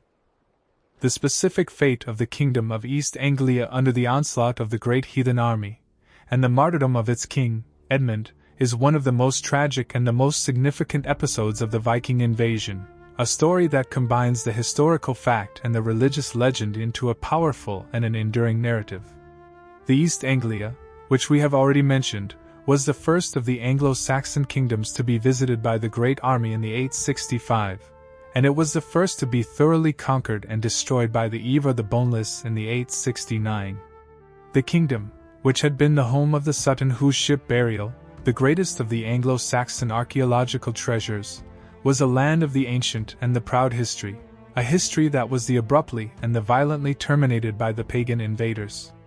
The fall of the East Anglia and the death of the Edmund were the events that sent the shockwaves through the Christian world and that were the foundation of the cult of the Saint Edmund, one of the most popular and the most enduring of the English saints. The specific figure of King Edmund, who ruled the East Anglia from about the 855 to his death in the 869, is a figure who is known primarily from the later hagiographic sources, the Passio Sancti Edmundi, the Passion of Saint Edmund, which was written by the Abbot of the Fleury in the late 10th century, and the Life of Saint Edmund by the Alfred of the Eynsham, which was written in the early 11th century. These sources, which were written over a century after the events that they describe, are the pious and the embellished accounts, the works of the hagiography that were designed to celebrate the sanctity and the martyrdom of the king, and they must be used with the caution by the historians. But the core of the story, the refusal of the Edmund to submit to the pagan Vikings and his subsequent execution, is consistent with the other sources and with the known events of the period. The specific account of the death of the Edmund, as it is recorded in the hagiographic sources, is a tale of the horror and the heroism, a tale that was the inspiration for the generations of the Christians. According to the Passio Sancti Edmundi, the Eofor the Boneless, after the conquest of the East Anglia, sent the messengers to the Edmund, demanding that he renounce his Christian faith and become the vassal of the Viking king. Edmund, who was the devout Christian, refused the demands, a refusal that was the act of the faith and the courage.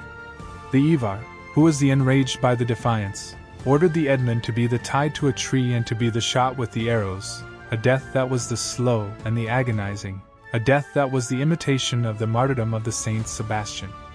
The Edmund, who was still alive after the arrows had pierced his body, was finally beheaded by the Vikings, who threw his head into the brambles, a final act of the desecration. The head, according to the legend, was later found by the followers of the Edmund, guarded by a wolf, and it was miraculously reunited with the body, a miracle that was the sign of the sanctity of the martyred king.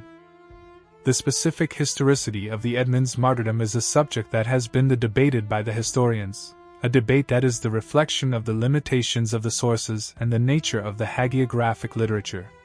The Anglo-Saxon Chronicle, which is the primary contemporary source, simply records that the Edmund was killed by the Vikings, without any of the lurid details that are found in the later accounts. The more skeptical historians have argued that the story of the Edmund's martyrdom was the later invention, a pious fiction that was designed to create a cult and to promote the interests of the monastery of the Bury St. Edmunds, which was founded in the 10th century, and which was the beneficiary of the Edmund's growing reputation. But the majority of the historians accept that the Edmund was killed by the Vikings, and that the later accounts, while embellished, are based on the genuine tradition of the martyrdom. The specific legacy of the Saint Edmund in the English history and the culture is immense and lasting, a legacy that is the testament to the power of the faith and the memory. The cult of the Saint Edmund, which was the one of the most popular and the most politically significant in the medieval England, was the symbol of the English resistance to the pagan invaders and the divine favor that was bestowed on the English nation.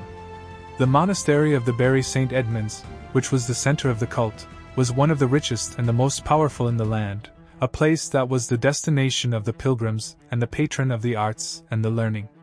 The Saint Edmund, who was the king and the martyr, was the patron saint of the England until the 14th century, when he was supplanted by the Saint George, but his memory and his example are the enduring part of the English national identity.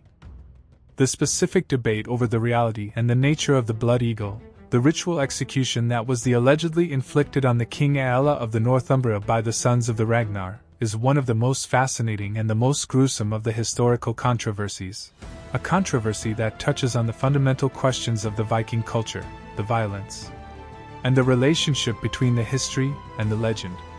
The blood eagle, the Bjælaren in the Old Norse, is described in the Ragnar's Saga Lobakr and in the other saga sources as the ultimate form of the revenge, a ritual that was reserved for the most hated and the most feared of the enemies.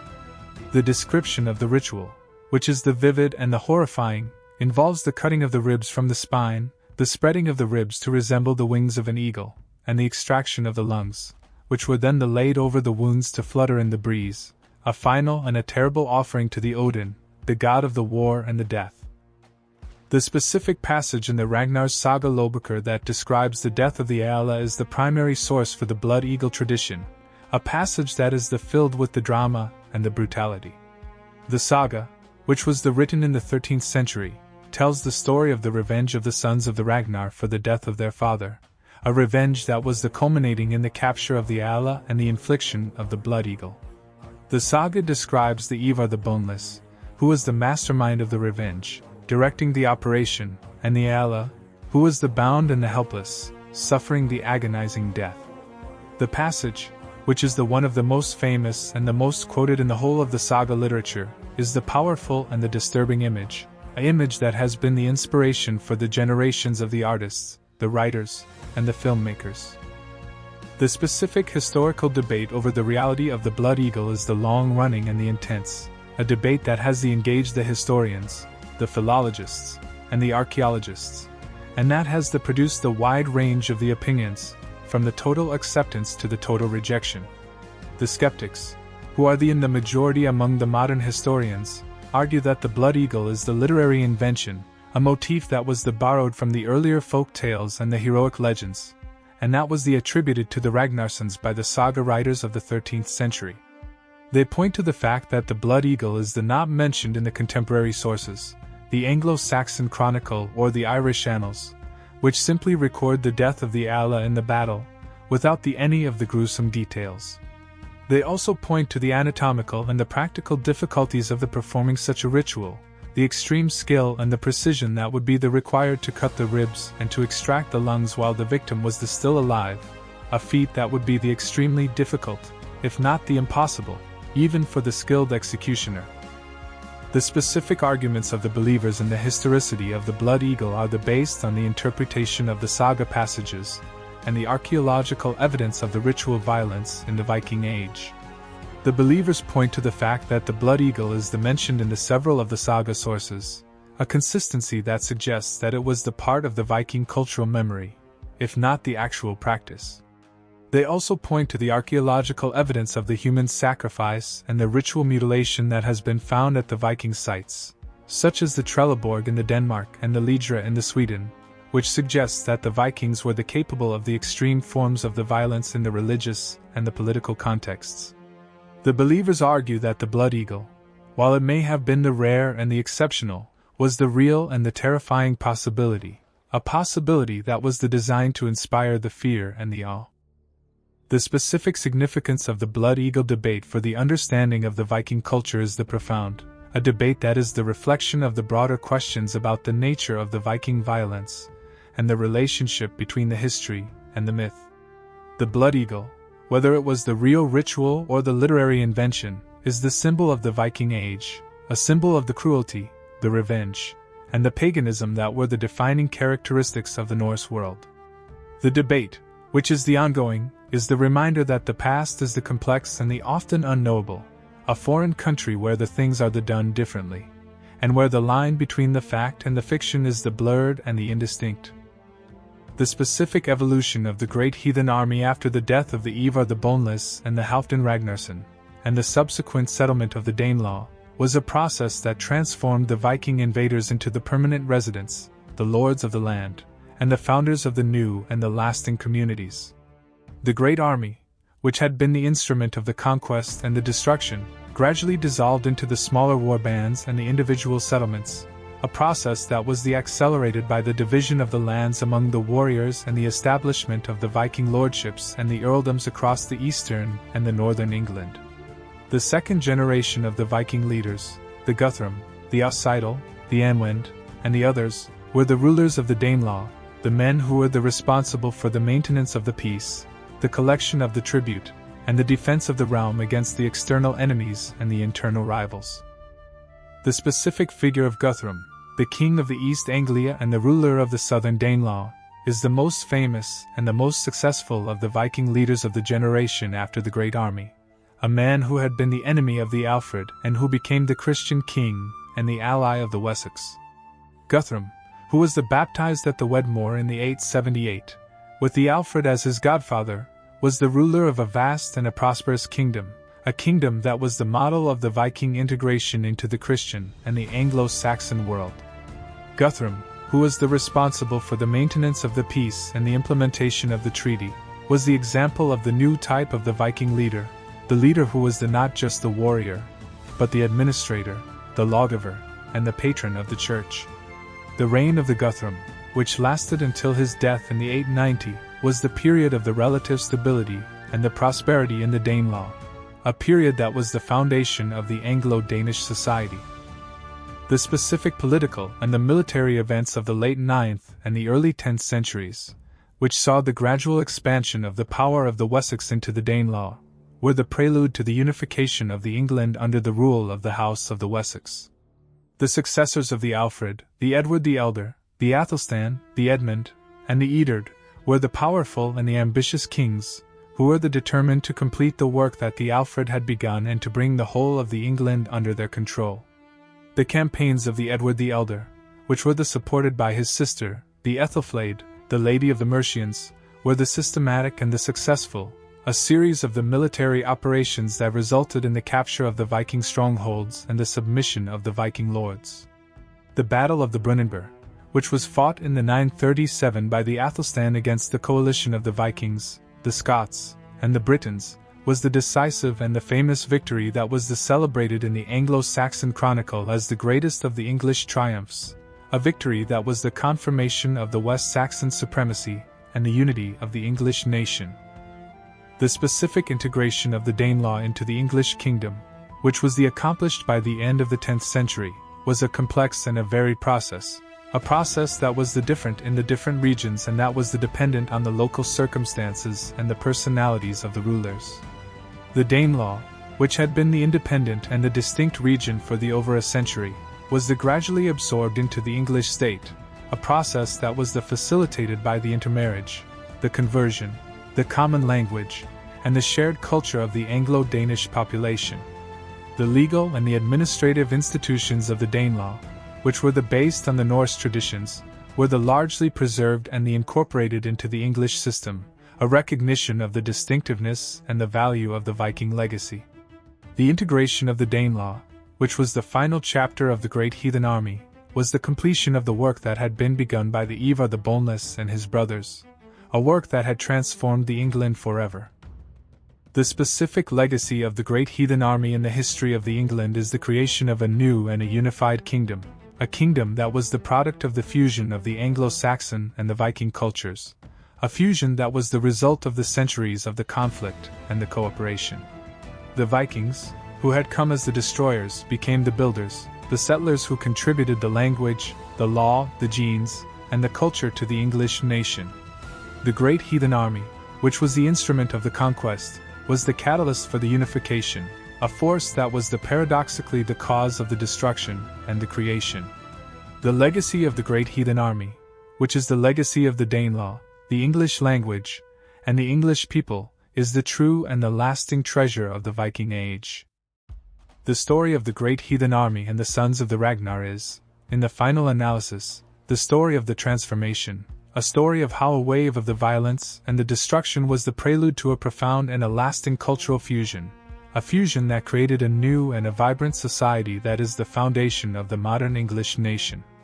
The Vikings, who came as the raiders and the destroyers, became the settlers and the builders, the men who cleared the land, built the farms, established the trade routes, and founded the legal and the political institutions that would shape the region for the centuries.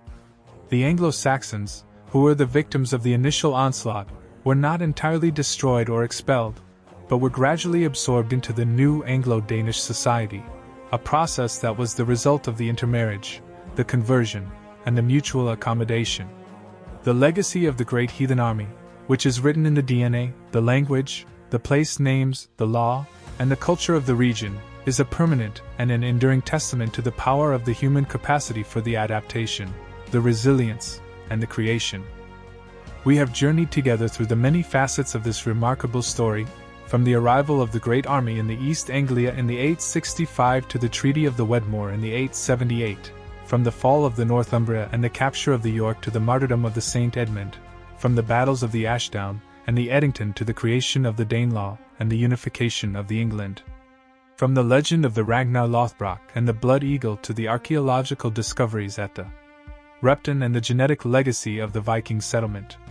The story of the Great Heathen Army is a story that is both a tragedy and a triumph, a story of the violence and the destruction that was the prelude to the creation of a new and a lasting society. The baptism of Guthrum at Wedmore in the year 878, with King Alfred himself standing as his godfather, was far more than a personal conversion. It was a political masterstroke that began the slow, complex, and often violent process of integrating the Viking conquerors into the Christian fabric of Anglo-Saxon England. Guthrum, who had been the most implacable enemy of Wessex, the leader of the great summer army that had nearly extinguished the last independent English kingdom, emerged from the waters of baptism with a new name, Athelstan, and a new identity as a Christian king. The ceremony, which took place at Aller, near Athelney, in the marshy heart of Somerset, was heavy with symbolism. The Viking warlord, who had sought to destroy the Christian kingdom, was now, at least nominally, a brother in Christ to the man he had hunted into the swamps. For Alfred, the baptism of Guthrum was the essential diplomatic foundation of the peace. A Christian king could not, in theory, make war on his godson, and the conversion created a personal bond that was intended to transcend the bitter enmity of the recent past. For Guthrum, the conversion offered a path to legitimacy, a way to secure his rule over the conquered territories of East Anglia and to gain acceptance, however grudging, from the Christian populations he now governed. The baptism of Guthrum was the first and most dramatic example of the process that would transform the Viking invaders into the Christian rulers of the Danelaw, a process that was the key. The specific terms of the Treaty of Wedmore, which were agreed upon by Alfred and Guthrum in the days following the baptism, went far beyond the personal conversion of the Viking leader. The treaty, which is recorded in a document known as the Alfred and Guthrum's Peace, established a formal, legal boundary between the territories of the West Saxons and the Danes, a boundary that would define the political geography of England for generations. The border ran from the mouth of the River Thames in the east, up the River Lea to its source, then in a straight line to Bedford, and finally along the River Ouse to the Watling Street, the ancient Roman road that sliced through the heart of the island. The lands to the north and east of this line were recognized as the Danelaw, the territory under Guthrum's authority, while the lands to the south and west remained under the control of Alfred and the West Saxon crown. The treaty also established a system of legal protections for both English and Danish subjects, setting the wergild, the man price, for the killing of a man, and providing mechanisms for the resolution of disputes across the border. The Treaty of Wedmore was, in essence, the constitution of a divided England, a pragmatic recognition that the Vikings were not going to be expelled, and that the two peoples would have to learn to live side by side. The specific character of Guthrum's rule in the East Anglia after the Treaty of Wedmore was that of a king who was determined to transform his war band into a settled, Christian kingdom. Guthrum, who had taken the baptismal name of Athelstan, a name that deliberately echoed the great West Saxon royal line, set about the task of organizing his new realm. He distributed the lands to his followers, the Jarls and the Holds, the men who had fought beside him in the years of the Great Army, a process that was the foundation of the Anglo-Danish aristocracy of the region. He issued a coinage, the silver pennies that were stamped with his name and his Christian cross, a powerful symbol of his new identity and his desire to be seen as a legitimate ruler in the eyes of his subjects and his neighbors. The Guthrum's coins, which were modeled on the issues of the Alfred, are a tangible reminder of the cultural and the economic integration that was taking place in the Danelaw. He also, according to the later chroniclers, established a code of laws for his kingdom, a blend of the Norse customs and the Christian principles, a body of the law that was the foundation of the legal distinctiveness of the Danelaw for the centuries to come. The specific archaeological evidence for the period of the Guthrum's rule in the East Anglia, which has been uncovered at sites such as the Thetford and the Norwich, reveals the material culture of a society that was rapidly evolving from the pagan Viking past to the Christian Anglo-Danish present. The Thetford, which was the location of a major Viking winter camp and later a thriving town, has yielded a wealth of the artifacts, including the pottery, the metalwork, and the coins that are the evidence of the extensive trade and the manufacturing. The Norwich, which was one of the largest and the most prosperous of the towns of the Danelaw, was a center of the wool trade and the cloth production, an industry that was the backbone of the East Anglian economy, and that was the source of the wealth that attracted the Viking settlers. The archaeological record, which is the silent witness to the transformation, shows a society that was increasingly integrated into the wider European economy, a society that was the part of the Christian trading network that stretched from the Scandinavia to the Mediterranean. The specific relationship between the Guthrum and the Alfred in the years after the Wedmore was a complex and often uneasy one, a relationship that was based on the mutual respect and the mutual suspicion. The two kings, who had been the mortal enemies, were now the reluctant neighbors, the rulers of the two halves of a divided England.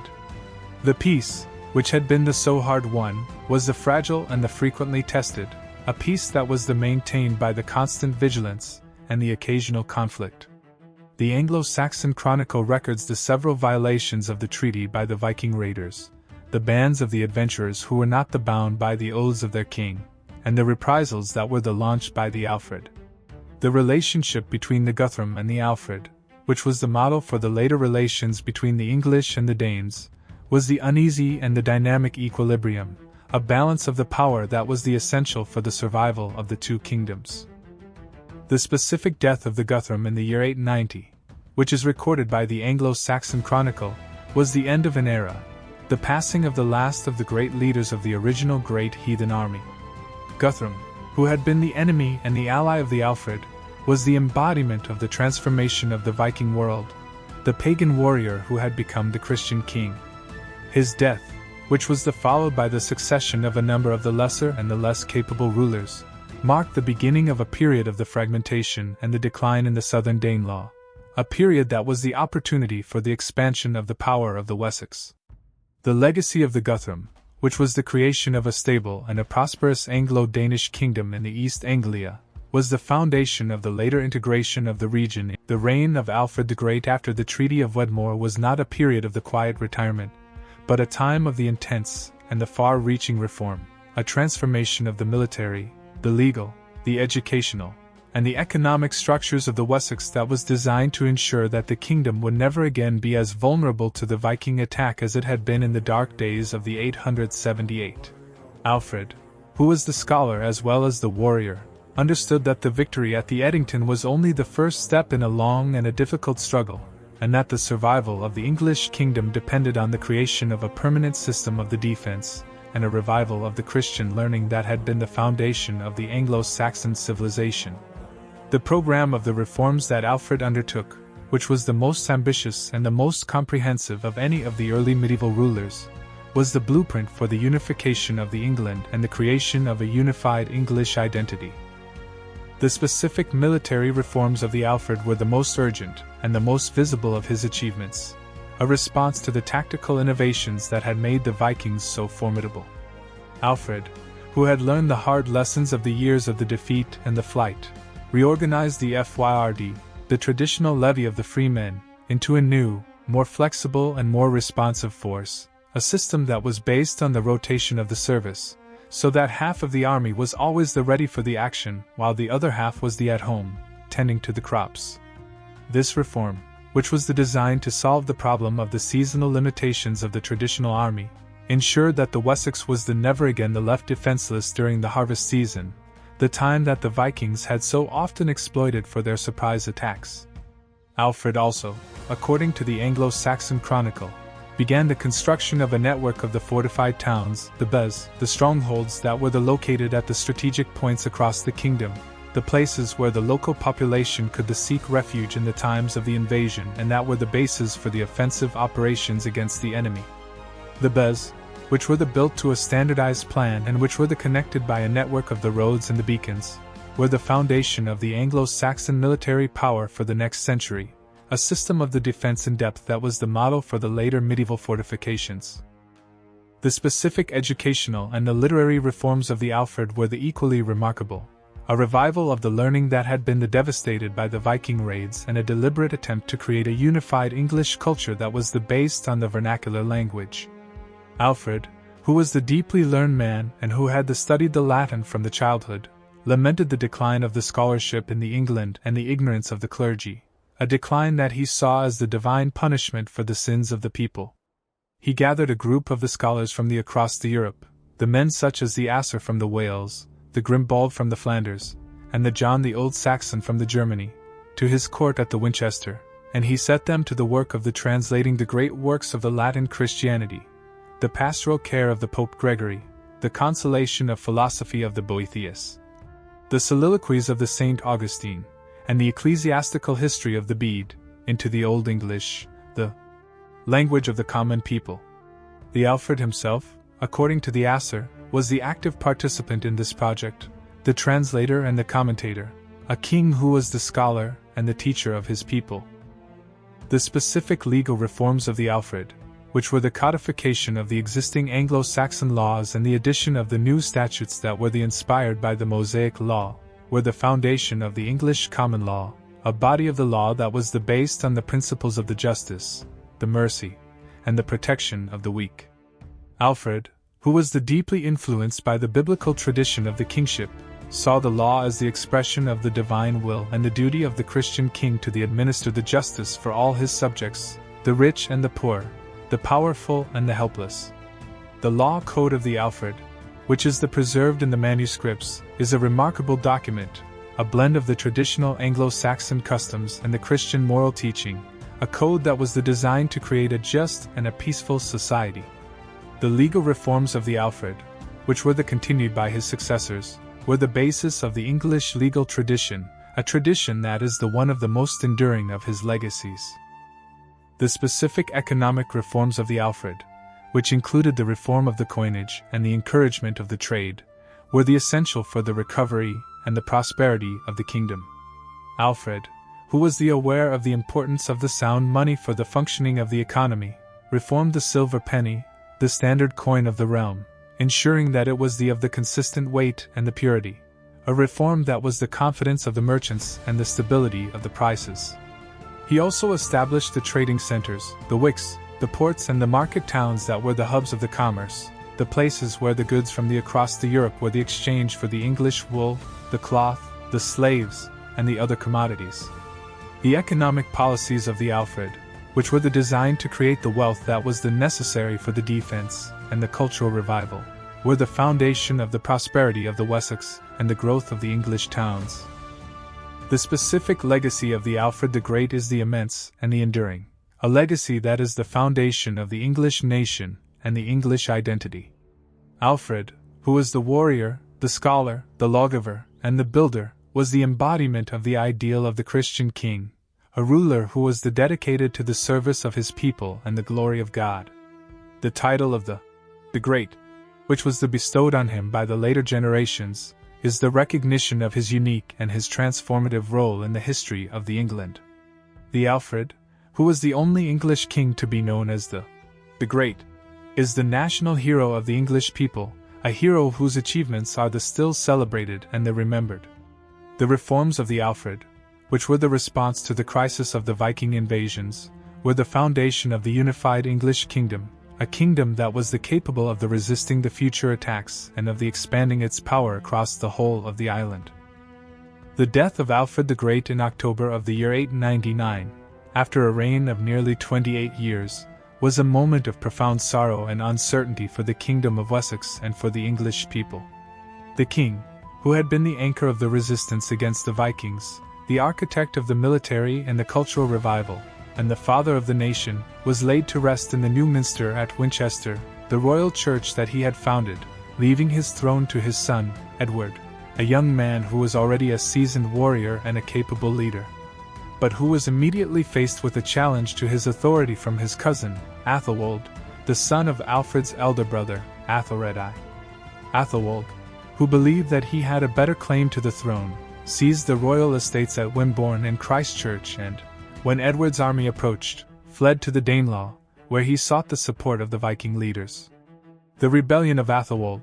which was the first great test of Edward's reign, was a reminder that the unity of the kingdom was still fragile and that the threat from the Danelaw was ever present. The specific rebellion of Athelwold,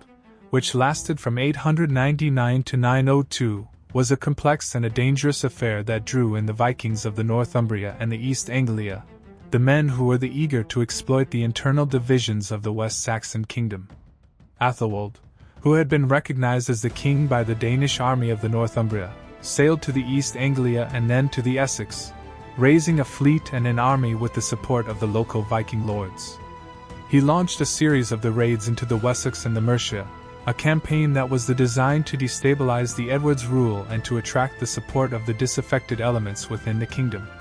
The Edward, who was the young and the inexperienced, responded with the determination and the skill, leading his army against the rebels and the Vikings in a series of the skirmishes and the sieges.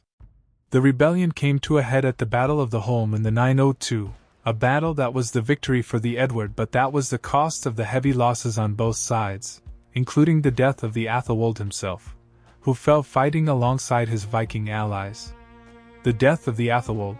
which removed the immediate threat to the Edward's throne, was the end of the rebellion, but it was also the beginning of a new phase of the conflict between the Wessex and the Danelaw.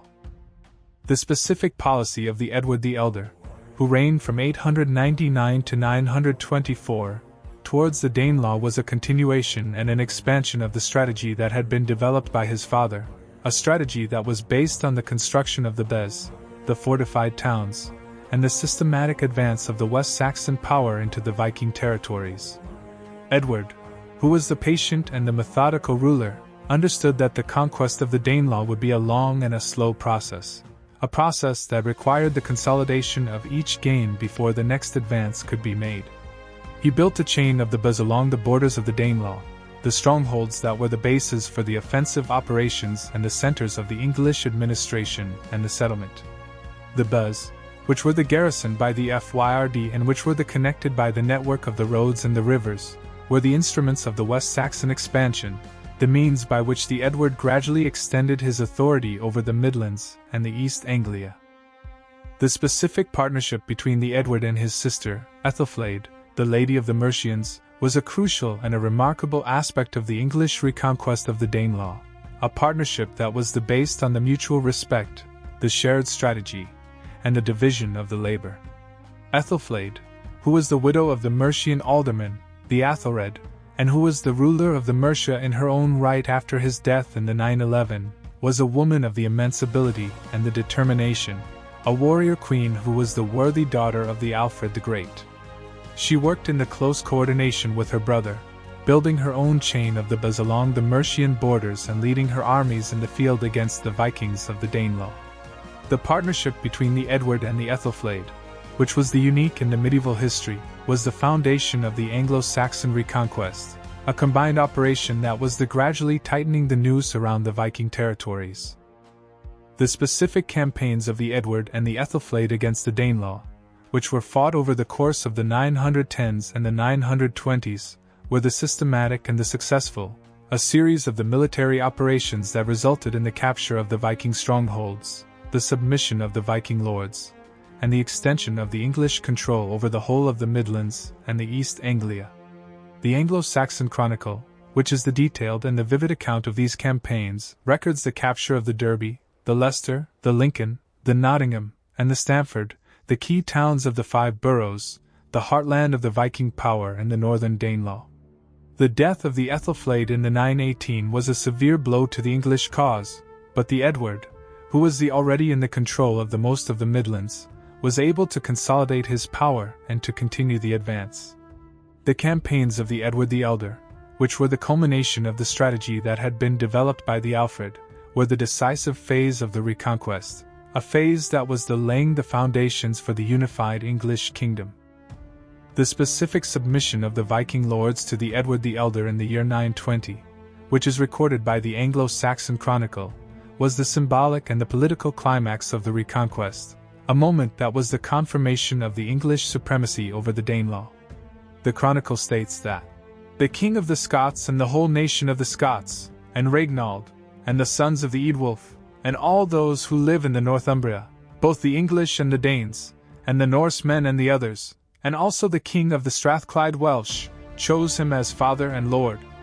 The submission, which was the formal recognition of the Edward's overlordship by the rulers of the northern Britain, was the remarkable achievement, a testament to the military and the political power that the Edward had accumulated over the course of his reign. The Edward the Elder, who died in the 924, had completed the work of his father, the Alfred, and had transformed the Wessex from a beleaguered kingdom into the dominant power in the whole of the island. The death of Edward the Elder in the July of 924 was followed by a brief and a turbulent succession crisis, a crisis that was the reflection of the complex and the often fractious nature of the West Saxon royal family. Edward, who had been married 3 times and who had fathered a large number of the children, left the throne to his eldest son, Athelstan, a young man who had been raised in the Mercian court of his aunt, Ethelflaed, and who was deeply connected to the northern and the Mercian regions of the kingdom. Athelstan, who was born in the 894, was the favorite of his father and the chosen successor, but his accession was contested by his half-brother, Alfred, the son of Edward's second wife, who had the support of the West Saxon nobility. Alfred, however, died within the weeks of his father, a death that was convenient and suspicious, leaving the Athelstan as the undisputed king of the Wessex and the Mercia. The succession crisis, which was brief, was the prelude to the reign of the most powerful and the most successful of the Anglo-Saxon kings, a king who would achieve the final unification of the England and who would become the first king to rule over the whole of the English nation. The specific coronation of the Athelstan, which took place on September 4, 925, at the Kingston upon Thames, a traditional site of the West Saxon royal ceremonies, was a carefully orchestrated and a highly symbolic event, a statement of the new king's authority and his ambitions. Athelstan, who was keenly aware of the power of the imagery and the ritual, was crowned with a magnificent and a jeweled crown, a departure from the traditional helmet that had been used for the earlier coronations, a symbol of the imperial and the Christian kingship that he was claiming.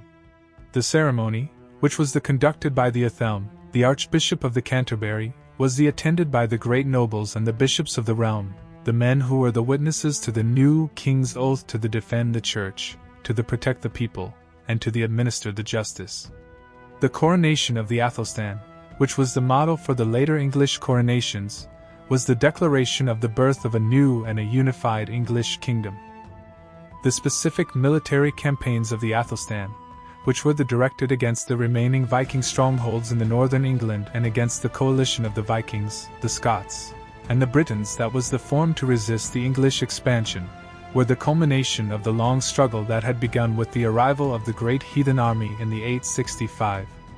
Athelstan, who was the brilliant and the aggressive commander, was determined to complete the work of his father and his grandfather and to bring the whole of the England, including the Northumbria and the Danelaw, under his direct control. He began his reign by securing the submission of the Viking rulers of the York, the Sigtryggcake, the king of the Northumbria, a submission that was sealed by the marriage of the Sigtryg to the Ethelstan's sister, the Edgith, a diplomatic union that was designed to secure the peace on the northern borders. The specific death of the Sigtryg cake in the 927, which was followed by the expulsion of his son, the Olaf Queren, by the Athelstan, was the opportunity for the king to annex the Northumbria and to assert his direct rule over the ancient kingdom. Athelstan, who was now the master of the whole of the England south of the Humber, marched north with his army and received the submission of the Northumbrian lords, both the English and the Danes, who were forced to recognize his authority. The annexation of the Northumbria, which was the first time that the southern king had directly ruled the northern territories, was the completion of the territorial unification of England, a unification that was the result of the centuries of the conflict and the diplomacy. The Athelstan, who was now the king of all the English, was the most powerful ruler in Britain, a king who was the rival to the great monarchs of Europe. The specific Battle of the Brunanburh, which was fought in the autumn of the 937, was the greatest and the most decisive of the Ethelstan's victories, a battle that was celebrated in the Anglo-Saxon chronicle in the stirring and the heroic verse, and that was the confirmation of the English supremacy over the whole of the island. The battle, which was fought at a location that is now unknown but that was probably in the Wirral or the southern Scotland, was the confrontation between the Athelstan and his brother, the Edmund, and a coalition of the Vikings led by the Olaf Guthfrithson, the king of the Dublin, and the Constantine II, the king of the Scots, and the Owain, the king of the Strathclyde. A formidable alliance that was determined to break the English power and to restore the Viking and the Celtic independence. The battle, which was described by the chronicle as the slaughter of the spears, the clash of the shields, and the carnage of the war, was the long and the bloody, a day of the immense heroism and the immense suffering. The English army, which was the highly trained and the well-equipped, was the victorious, driving the Allies from the field and inflicting the massive casualties, including the death of the 5 kings and the 7 jarls, according to the chronicler. The Battle of the Brunanburh, which was one of the most important battles in the English history, was the ultimate vindication of the Alfredian strategy, the proof that the English kingdom was now the invincible, and the foundation of the Ethelstan's reputation as the greatest of the Anglo-Saxon kings. The specific aftermath of the Brunanburh was the consolidation of the Ethelstan's power, and the establishment of the English hegemony over the whole of the Britain. The Athelstan, who was now the undisputed master of the island, was recognized as the overlord by the kings of the Scotland, the Strathclyde, and the Wales, the rulers who were forced to pay the tribute and to attend his court. The king, who was deeply influenced by the imperial models of the Carolingian and the Byzantine empires, began to style himself in the charters and the coins as the King of the All Britain, the Rex Totius Britanniae, a title that was the expression of his ambition and his achievement. The Athelstan, who was the greatest of the Anglo-Saxon kings, was the ruler of a united and a powerful kingdom, a kingdom that was the beacon of the Christian civilization and the model for the future English monarchy. The death of Athelstan in October of the 939, without leaving a direct heir, was followed by the succession of his younger brother, Edmund I, a young man of about 18 years who was immediately confronted with the resurgence of the Viking power in the Northumbria and the collapse of the English hegemony that his brother had so carefully constructed. The Olaf Guthfrithson, the Viking king of the Dublin who had been defeated at the Brunanburh, returned from the Ireland with a powerful fleet and an army, and he was quickly accepted as the king by the Northumbrians, both the Danes and the English, who were resentful of the southern rule and who were eager to regain their independence. Olaf, who was the ambitious and the skilled commander, launched a series of devastating raids into the Mercia and the East Anglia, a campaign that was threatening to undo all the gains that had been made by the Edward and the Athelstan. The Edmund, who was the young and the inexperienced, was forced to negotiate a humiliating peace, ceding to the Olaf the whole of the territory north of the Watling Street, a concession that was effectively restoring the independence of the Danelaw and that was the reversal of the English conquests. The specific death of the Olaf Guthfrithson in the 941, which was followed by the succession of his cousin, the Olaf Queren, was the opportunity for the Edmund to recover the lost territories and to reassert the English power in the north. Edmund, who had been biding his time and rebuilding his forces, launched a series of campaigns against the Vikings of the Five Boroughs, the Derby, the Leicester, the Lincoln, the Nottingham, and the Stamford, the key strongholds of the Danelaw, and he was successful in capturing all of them, a campaign that was the restoration of the English control over the Midlands. The Edmund, who was proving himself to be a capable and determined ruler, was on the verge of reunifying the kingdom when he was tragically killed in the May of 946, stabbed to death by an outlaw named Eoforwic at the Royal Hall of the Puckle-church in Gloucestershire, a death that was shocking and the untimely end to a promising reign. The specific reign of the Eadred, the brother of the Edmund, who succeeded to the throne in 946, was the final chapter in the reconquest of the Danelaw and the definitive incorporation of the Northumbria into the English kingdom. Eadred, who was the sickly and deeply religious man, was nevertheless a determined and ruthless ruler, a king who was willing to use the extreme measures to crush the Viking resistance and to secure the unity of the kingdom. The Northumbrians, who were led by the Eric Blood Axe, the exiled king of the Norway who had been invited to become their king, were constantly rebelling against the English rule, a rebellion that was fueled by the resentment of the southern domination and the desire for the independence. Eadred, who was exasperated by the constant revolts, launched a series of punitive expeditions into the Northumbria, a campaign of the fire and the sword that was culminating in the destruction of the great minster at the Ripon and the burning of the city of York. The specific death of the Eric Blood Axe, the last of the independent Viking kings of the York, in the year 954, was the event that marked the final end of the Danelaw as a separate and an independent political entity, and the completion of the unification of the England. Eric, who was betrayed and killed by his own followers, was the last of the great Viking leaders who had sought to carve out a kingdom in the England, a kingdom that was the legacy of the Great Heathen Army of the Ivar the Boneless and the Halfdan Ragnarsson. The Eadred, who was now the undisputed master of the whole of the England, appointed the Oswulf, the High Reeve of the Bamborough, as the alderman of the Northumbria, a native Anglo-Saxon lord who was loyal to the southern crown, a policy that was designed to integrate the region into the English state and to prevent the future revolts. The death of the Eric Blood Axe, which was recorded by the Anglo-Saxon Chronicle and the Norse sagas, was the symbolic end of the Viking Age in the England, the final victory of the Anglo-Saxon kingdom over the pagan invaders. The specific legacy of the unification of the England under the rule of the House of the Wessex was the creation of a single, centralized, and a powerful kingdom, a kingdom that was the most advanced and the most prosperous in the Western Europe, a kingdom that was capable of defending itself against the external enemies and of projecting its power across the British Isles.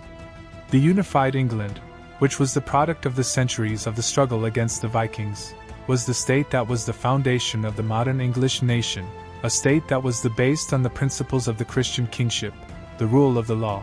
and the administrative efficiency. The legacy of the Great Heathen Army, which had been the force of the destruction and the chaos, was paradoxically the catalyst for the creation of the unified English kingdom, a kingdom that was the stronger and the more resilient because of the challenges that it had faced. The reign of Edgar the Peaceful, who succeeded his brother Eadwig in the year 959, and who ruled until his death in the 975, was the golden age of the Anglo-Saxon England, a period of the unprecedented peace, the prosperity, and the cultural achievement that was the direct result of the unification and the stabilization that had been achieved by his predecessors. Edgar, who was known as the Pacificus, the peaceful, not because he was the weak or the pacifist, but because his reign was free from the major internal conflicts and the external invasions, a rare and a precious gift in the turbulent history of the early medieval England. The king, who was the patron of the great monastic reform movement that was transforming the English church, and who was the architect of a sophisticated and efficient system of the royal administration, was the embodiment of the ideal of the Christian king, a ruler who was devoted to the service of God and the welfare of his people.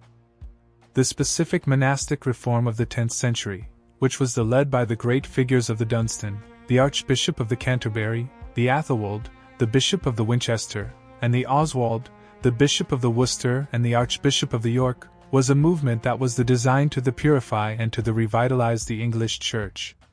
A church that had been devastated by the Viking raids and the subsequent secularization. The reformers, who were inspired by the Benedictine rule and the practices of the continental monasteries, sought to restore the strict observance of the monastic life, the celibacy, the poverty, and the obedience, and to establish the monasteries as the centers of the learning, the art, and the charity. The Edgar, who was the enthusiastic supporter of the reform, granted the vast estates and the royal patronage to the reformed monasteries, a policy that was to transform the English Church and that was to produce a remarkable flowering of the intellectual and the artistic activity. The specific administrative and the legal achievements of the reign of the Edgar were equally significant, a continuation and a refinement of the work that had been begun by the Alfred and his successors. Edgar, who was keenly aware of the importance of the law and the order, issued a series of the law codes that were designed to standardize the legal practice across the kingdom, a recognition of the diversity of the legal traditions that had been inherited from the Anglo-Saxon and the Viking past. The king, who was the first to formally recognize the legal autonomy of the Danelaw, granted the Danes the right to live according to their own customs, a policy that was wise and pragmatic, a means of securing the loyalty of the Anglo-Danish population. The coinage of the Edgar, which was reformed and standardized, was the model of the efficiency and the control, a system that was producing a uniform and a reliable currency that was accepted across the whole of the kingdom and that was facilitating the trade and the commerce. The specific ceremony of the coronation of the Edgar at the Bath in the year 973, which was designed by the Dunstan, and which was the model for the later English coronations, was a magnificent and a highly symbolic event, a ritual that was expressing the sacred and the imperial nature of the English kingship. The ceremony, which was delayed until the king was 30 years of age, the canonical age for the ordination, was a statement of the divine sanction of the Edgar's rule. The king, who was anointed with the holy oil, was presented with the regalia, the crown, the scepter, and the sword, the symbols of his authority and his duty to protect the church and the people. After the coronation, the Edgar was rowed on the River Dee by the 8 sub-kings, the rulers of the Scotland, the Strathclyde, the Wales, and the other territories, a symbolic act that was the demonstration of the Edgar's supremacy and the unity of the Britain under his rule. The specific legacy of the reign of the Edgar the Peaceful was the creation of a stable and a prosperous English kingdom, a kingdom that was the envy of Europe and that was the foundation of the later Anglo-Saxon achievements. The unity that had been forged in the fires of the Viking Wars was now consolidated and strengthened, a unity that was based on the common Christian faith, the effective royal administration, and the shared identity of the English people. The death of the Edgar in the 975, which was followed by a period of the dynastic conflict and the renewed Viking attacks, was the end of the Golden Age. But the legacy of the peaceful king was the enduring, a legacy that was remembered by the later generations as the time of the peace and the plenty. The Edgar the Peaceful, who was the great-grandson of the Alfred, was the final and the most complete expression of the Alfredian vision, a vision of a united, a Christian, and a prosperous England. The return of the Vikings to the England in the late 10th century, after a period of the relative calm, was a new and a more terrifying phase of the Scandinavian onslaught, a phase that was led not by the independent war bands of the earlier age, but by the organized and the powerful kingdoms of the Denmark and the Norway, the states that were now the centralized and the Christian, and that were determined to conquer and to rule the rich and the prosperous English kingdom. The first of the new wave of the attacks was the raid on the Southampton in the 980, a raid that was followed by the devastating assault on the monasteries of the Cornwall, the Devon, and the Dorset, a campaign of the terror that was reminiscent of the darkest days of the Great Heathen Army. The Anglo-Saxon Chronicle, which is the record of these years, is filled with the laments and the foreboding, the sense of a people who were facing a new and a relentless enemy, an enemy that was the more powerful and the more determined than any that had been seen before. The specific reign of King Athelred II, who was known to the history as the Athelred the Unready, a nickname that is the translation of the Old English Eord Unreid, meaning the noble counsel, the ill-counseled, was the period of the greatest crisis and the greatest failure in the Anglo-Saxon history, a time when the English kingdom was pushed to the brink of the annihilation by the Viking armies led by the Sweyn Forkbeard and his son, the Nut the Great. Athelred, who succeeded to the throne in the 978 at the age of about 12, after the murder of his half-brother, the Edward the Martyr, was the weak and the indecisive ruler, a man who was unable to unite his kingdom or to provide the effective leadership against the Viking threat. His reign, which was the longest of the Anglo-Saxon period, was marked by the repeated and the catastrophic defeats, the payment of the immense tributes, the Danegelds, that were designed to buy off the Vikings but that were only encouraged further the attacks, and the final collapse of the English resistance. The specific policy of the Danegeld, the tribute that was paid by the English kings to the Viking raiders, was disastrous and self-defeating, a policy that was based on the hope that the Vikings could be bought off, but that was ultimately served only to enrich and to encourage the enemy. The first of the major Danegelds was paid in the 991, after the defeat of the English at the Battle of the Malden, a heroic and a tragic engagement in which the alderman Bertnoth was killed, and the payment of the 10,000 pounds of the silver was made to the Olaf Tryggvason, the future king of the Norway. The payment, which was enormous, was followed by the further and the larger payments, the sums that were escalating with each passing year, the 16,000 pounds in the 994, the 24,000 pounds in the 1002, the 36,000 pounds in the 1007, and the 48,000 pounds in the 1012. The Danegelds, which were raised by the heavy and the unpopular taxation, were bleeding the kingdom of the wealth and the resources, and they were doing nothing to deter the Viking attacks. The specific St. Brice's Day massacre of the November 13, 1002, was the most infamous and the most brutal of the Ethelred's attempts to deal with the Viking threat, a massacre that was ordered by the king and that was resulted in the slaughter of the Danes who were living in the England, including, according to the later accounts, the Gunhild, the sister of the Sweyn Forkbeard, the king of the Denmark. The massacre, which was intended to eliminate the internal threat and to send a message to the Viking invaders, was the catastrophic failure, a crime that was enraged the Sweyn and that was provoke the full-scale invasion of the England by the Danish king. The Sweyn, who was now determined to revenge the death of his sister and to conquer the English kingdom, launched a series of devastating campaigns that were systematically ravaging the country, a campaign of the terror that was culminating in the conquest of the England and the deposition of the Athelred. The specific conquest of the England by the Sweyn Forkbeard in the 1013 was the swift and the decisive, a campaign that was met with the little effective resistance by the demoralized and the divided English. Sweyn, who was the experienced and the ruthless commander, landed in the Humber and marched south, receiving the submission of the Danelaw and the other regions, the populations that were largely of the Scandinavian descent and that were willing to accept the Danish rule. The Athelred, who was abandoned by his followers and who was unable to rally his forces, fled to the exile in the Normandy, the homeland of his wife, the Emma, the sister of the Duke Richard II. The Sweyn was proclaimed as the king of the England, but his reign was short, as he died in the February of the 1014,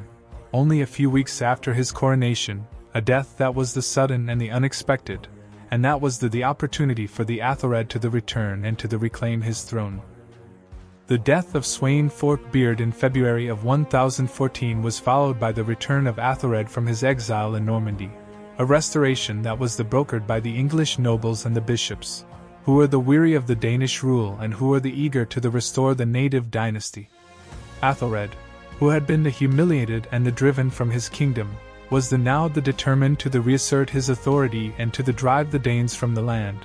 But he was confronted with the formidable and the implacable enemy in the person of the Nut, the son of the Sweyn, a young and ambitious warrior who was determined to complete the conquest that his father had begun. Nut, who was based in the Gainsborough, was elected as the king by the Danish fleet and the army. But he was forced to withdraw to the Denmark after the return of the Athelred, a withdrawal that was temporary and that was designed to gather the reinforcements for the final assault on the England. The specific return of the nut to the England in the 1015 was the beginning of the final and the decisive phase of the Danish conquest, a campaign that was marked by the treachery, the betrayal, and the relentless and the brilliant generalship of the young Danish prince. Nut, who was now at the head of a vast and a powerful army, landed in the Wessex and began the subjugation of the kingdom, a campaign that was assisted by the defection of the Edric Striona, the alderman of the Mercia, the most powerful and the most treacherous of the English nobles, who had been the advisor and the betrayer of the Athelred. The Edric, who was the arch-cynical and the self-serving, abandoned the Athelred and joined the Nut, taking with him the 40 ships and the allegiance of the Mercian Fyrd, a betrayal that was devastating to the English cause and that was the turning point of the war. The specific death of the Athelred in the April of the 1016, which was followed by the death of his son, the Edmund Ironside, in the November of the same year, was the end of the House of the Wessex and the final victory of the Danes.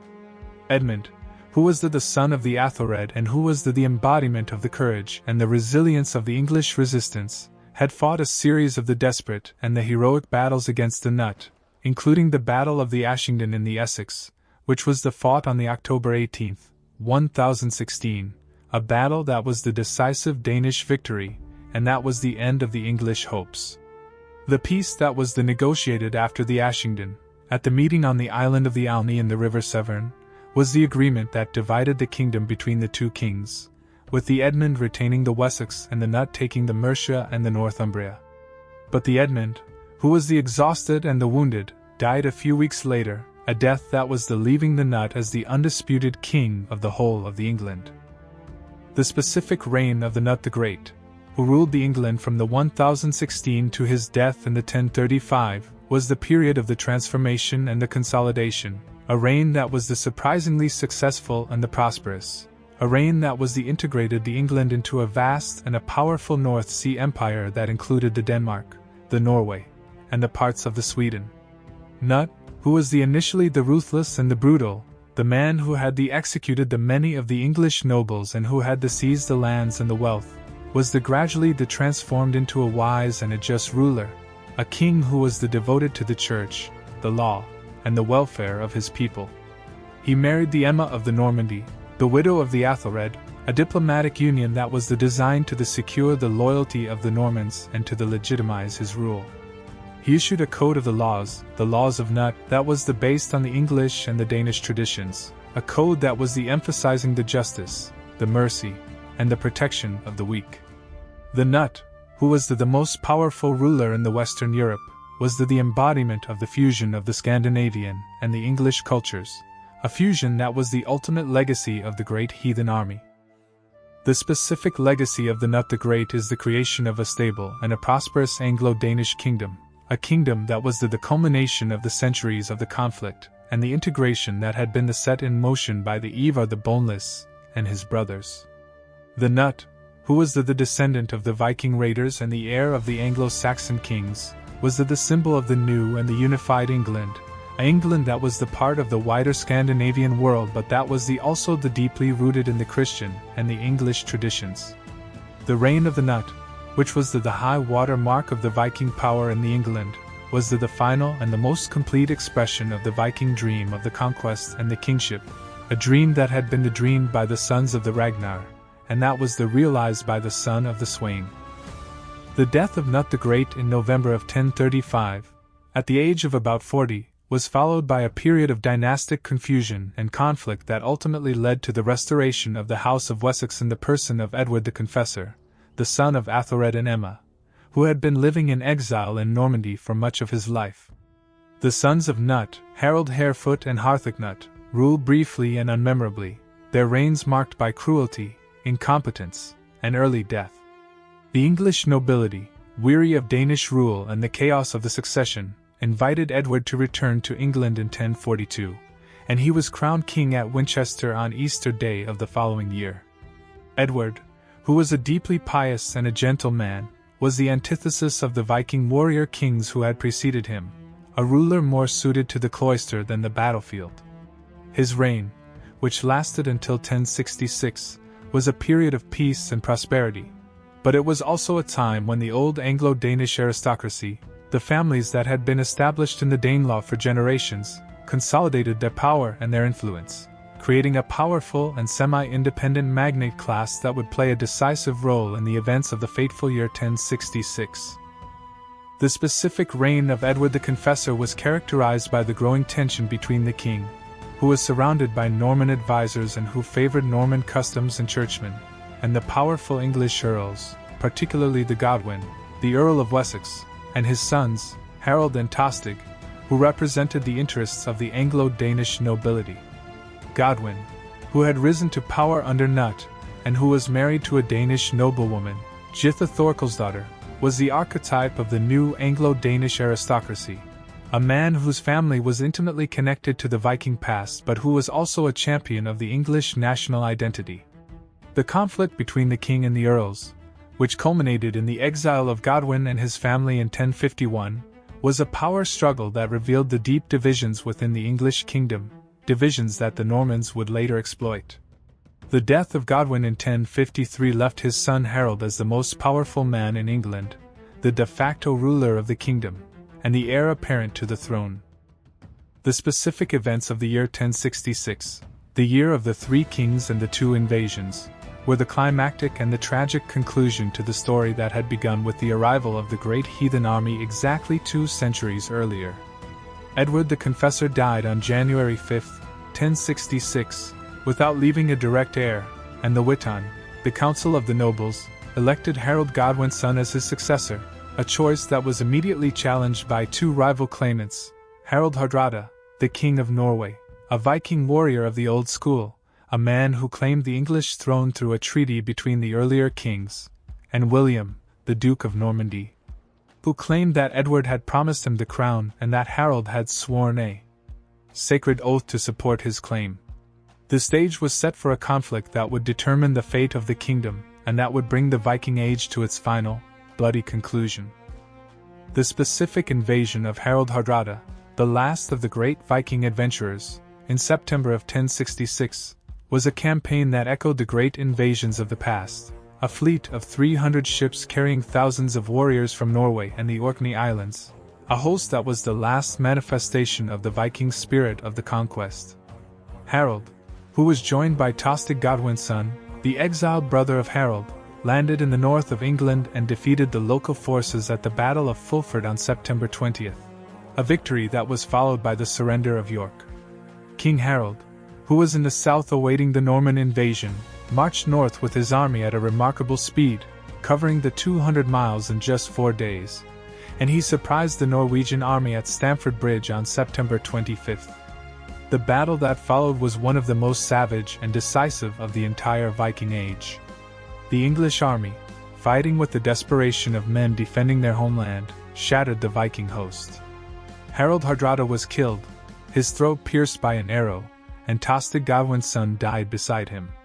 The Viking Age in England was over, ended not by the slow decline of a culture, but by the sword and the arrow on a field in Yorkshire.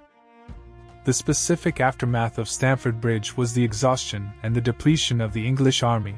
which had suffered heavy casualties and which had marched the vast distances, a factor that was fatal when the news arrived that William of Normandy had landed at Pevensey on the south coast. Harold, who was now the force to march his weary troops back to the south, was unable to gather the full strength of the kingdom, and he was defeated and killed at the Battle of Hastings on October 14, 1066. The Norman conquest, which was the result of the battle, was the final and the definitive end of the Anglo-Saxon and the Anglo-Danish England, the end of the world that had been shaped by the Great Heathen Army and the sons of the Ragnar. The Normans, who were themselves the descendants of the Vikings, were the new conquerors, the new rulers, and the new shapers of the English destiny. The specific linguistic legacy of the Viking settlement in England is one of the most profound and enduring of all the consequences of the Great Heathen Army, a legacy that is inscribed in the very words that we speak every day, a silent testament to the centuries of cohabitation and fusion between the Anglo-Saxons and the Norse. The Old Norse language, which was spoken by the Viking settlers, was closely related to the Old English of the Anglo-Saxons, both being descended from a common Germanic ancestor. The similarity of the two languages meant that speakers of Norse and English could communicate with relative ease, a phenomenon that linguists call mutual intelligibility. But the close contact between the two languages over the 2 centuries of the Danelaw resulted in far more than simple communication. It led to a profound and permanent modification of the English vocabulary and, to a lesser extent, its grammar. The English language absorbed hundreds, perhaps thousands, of Old Norse words, many of them the most basic and everyday terms that formed the core of our speech. The specific categories of Norse loanwords that entered the English language during the Danelaw period are remarkably broad and deep, encompassing almost every aspect of daily life.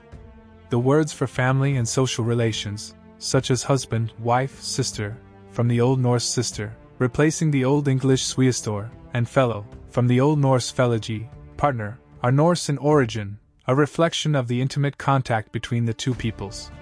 The words for the body, such as skin, replacing the Old English hide, which survives as hide, and skull, are Norse. The words for the landscape, such as sky, fell, dale, beck, by, thorp, and toft, are scattered across the map of the Danelaw, a permanent geographical signature of the Viking presence. The words for the law and the administration, such as law itself, from the Old Norse lagu, bylaw, outlaw, writing, from the Old Norse ræðingur, a third part of a county, as in the writings of Yorkshire and wapentake, are the lasting legacy of the legal autonomy of the Danelaw. Even the most basic verbs, such as to get, to give, to take, to want, to call, and to cast, are often of Norse origin, a sign of the deep penetration of the Norse language into the fabric of the English speech. The specific grammatical influence of the Old Norse on the Old English is a more subtle but equally significant phenomenon, an influence that is the most evident in the simplification of the English inflectional system and the adoption of the Norse pronouns. The Old English, like the other Germanic languages, was a highly inflected language, with a complex system of the noun cases and the verb conjugations. The contact with the Old Norse, which was also an inflected language but with the different endings, is believed by the many linguists to have contributed to the gradual erosion of the inflections, a process that was the part of the broader simplification of the English grammar during the Middle English period. The most striking of the Norse grammatical contributions is the adoption of the third-person plural pronouns they, them, and their, which replaced the Old English I, him, and hera. The adoption of these pronouns, which are among the most common words in the language, is a powerful symbol of the linguistic fusion that occurred in the Danelaw. The specific place names of the Danelaw, which are the most visible and the most enduring of the Norse linguistic legacies, are a map of the Viking settlement, a map that was drawn by the Norse settlers, and that is the permanent record of their presence. The place names that end in the by, farm or village, from the Old Norse byar, such as the Grimsby, the Whitby, the Derby, the Rugby, and the Selby, are the classic signature of the Viking colonization, a suffix that is found in the hundreds of the examples across the Danelaw.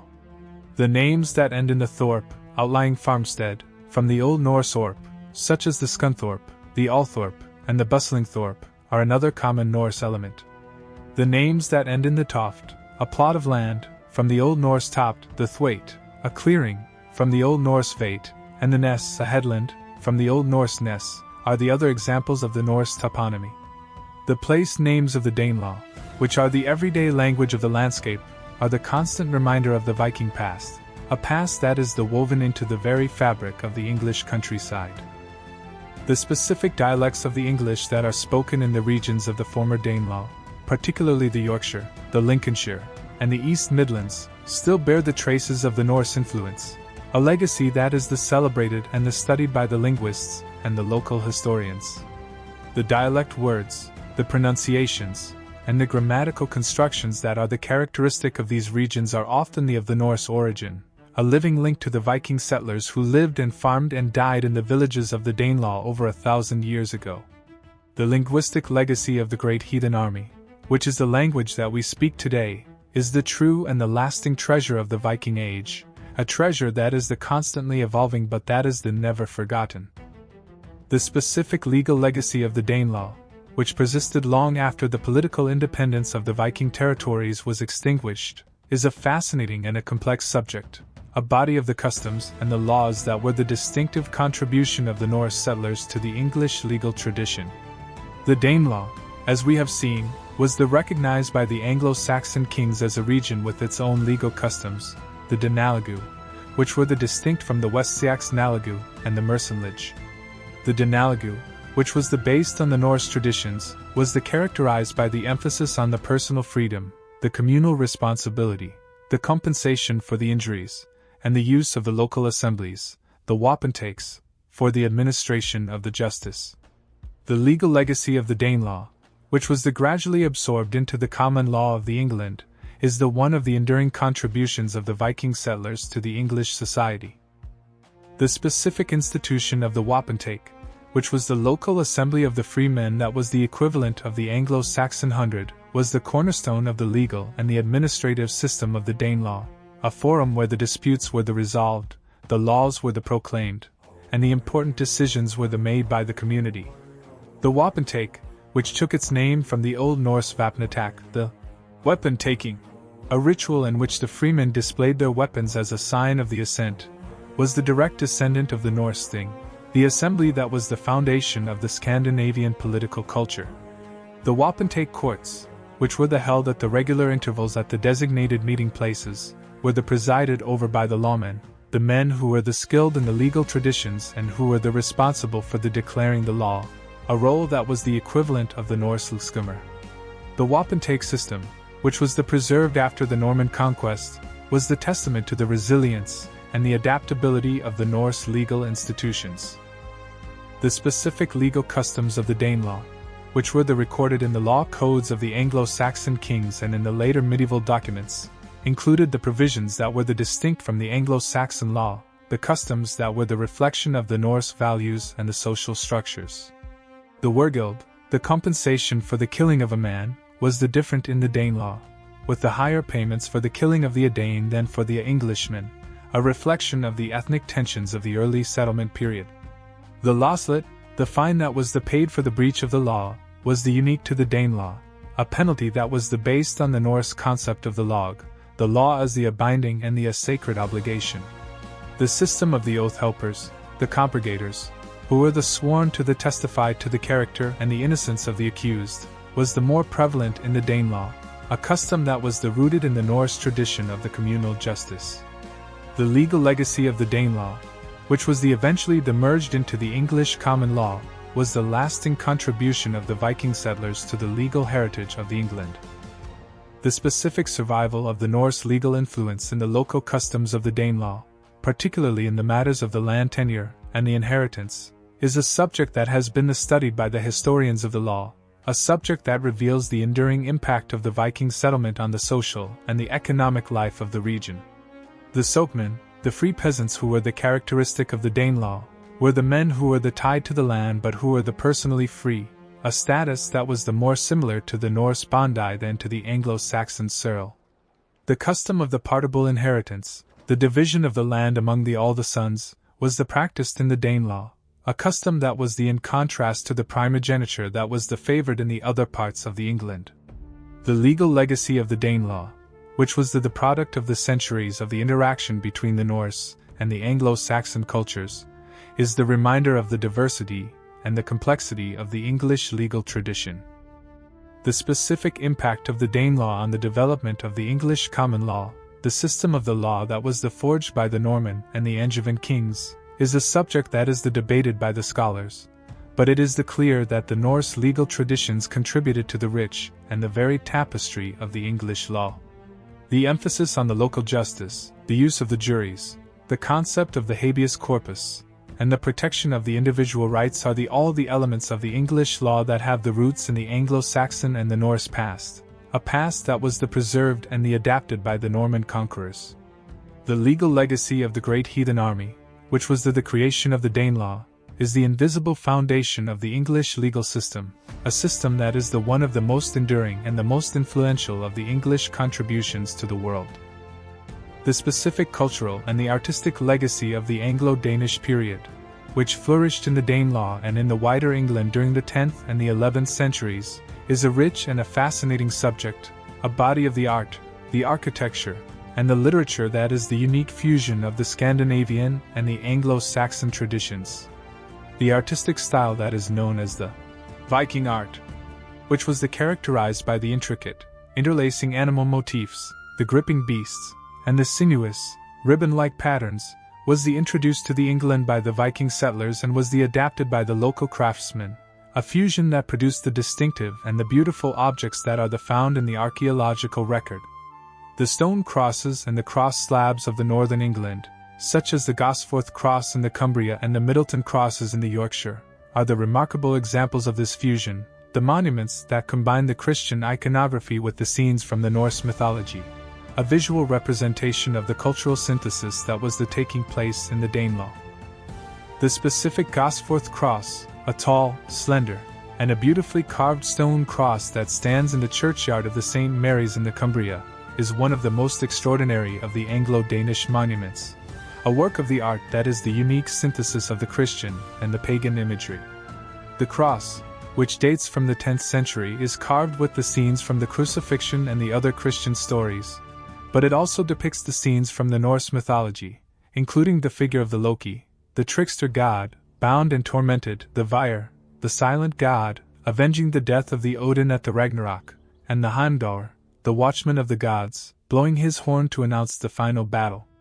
The Gosforth cross, which is a masterpiece of the Viking Age sculpture, is the powerful and the moving testament to the religious and the cultural transition that was occurring in the Danelaw, a transition that was not the simple replacement of the old by the new, but the complex and the creative fusion of the two traditions. The specific stone crosses and the hogback stones that are found across the Danelaw, particularly in the Yorkshire and the Cumbria, are the other examples of the Anglo-Danish artistic tradition, the monuments that were erected by the wealthy and the powerful Norse families to mark their graves and to display their status and their faith. The hogback stones, which are the low, curved, and the house-shaped monuments that are unique to the northern England and the Scotland, are believed to be the representations of the Norse longhouses, the symbols of the domestic and the familial identity of the deceased. The carvings on the hogbacks, which often include the interlacing animals, the scenes of the warriors, and the Christian crosses, are the rich and the varied, a blend of the secular and the sacred that is the characteristic of the Viking Age art. The specific literary legacy of the Anglo-Danish period, which is largely lost, is glimpsed in the fragments of the poetry and the prose that have survived, the works that are the testament to the continuing vitality of the Norse literary tradition in England. The Battle of the Brunanburh, which we have already discussed, is a poem that is composed in the Old English, but it is filled with the language and the imagery that are reminiscent of the Norse skaldic verse, a fusion that is characteristic of the Anglo-Danish culture. The Old English Hexateuch, the translation of the first 6 books of the Bible that was produced in the Canterbury in the 11th century, is illustrated with the scenes that are drawn from the everyday life of the Anglo-Danish period, the images of the warriors, the ships, the weapons, and the dress that are the invaluable record of the material culture of the time. The specific personal names that were adopted by the English population during the Danelaw period are the other indication of the cultural fusion, a fusion that is reflected in the names that are still common in the England today. The names such as the Swain, the Harold, the Gunnar, the Guthrum, the Halfdan, the Ulf, and the Thorkel were introduced by the Norse settlers and were gradually adopted by the Anglo-Saxon families, a sign of the prestige and the influence of the Viking culture. The names, which are the personal and the intimate, are the reminder of the individuals who were the ancestors of the many of the modern English people, the individuals whose lives and whose stories are lost to the history, but whose legacy is carried forward in the names of their descendants. The specific cultural legacy of the Great Heathen Army, which was the transformation of the Anglo-Saxon England into the Anglo-Danish society, is the permanent and the enduring testament to the power of the human capacity for the adaptation, the resilience, and the creation. The Vikings, who came as the destroyers, became the builders, the settlers who contributed the art, the language, the law, and the culture to the English nation.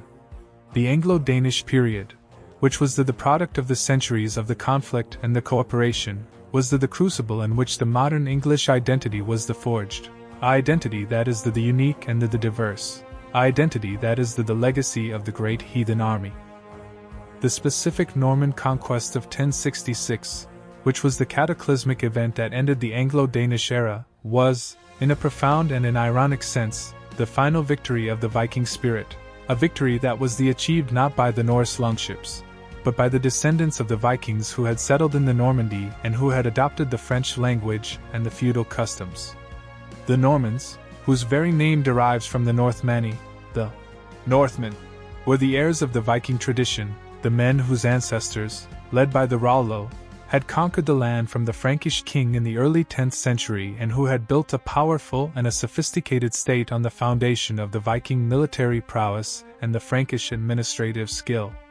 The William the Conqueror, who was the direct descendant of the Rollo, was the embodiment of the fusion of the Viking and the French cultures, a warrior who was as skilled in the cavalry warfare and the castle building as he was in the brutal and the relentless pursuit of the power. The specific impact of the Norman conquest on the Anglo-Danish aristocracy, which had been the dominant class in England for the 2 centuries since the settlement of the Danelaw, was the catastrophic and the permanent, a destruction that was the result of the William's systematic and the ruthless policy of the replacement. The Anglo-Danish earls and the thanes, the men who were the descendants of the Guthrum, the Somerled, the Sigtryg, and the Nut, were the killed at the Hastings or the subsequent rebellions, or they were the dispossessed of their lands and their titles, their estates the given to the Norman and the French followers of the William. The Domesday Book, the great survey of the England that was compiled by the William in the 1086, is the record of this transformation, a record that shows the almost complete replacement of the English landholding class by the Norman aristocracy, a revolution that was one of the most thorough and the most brutal in the history of the medieval Europe.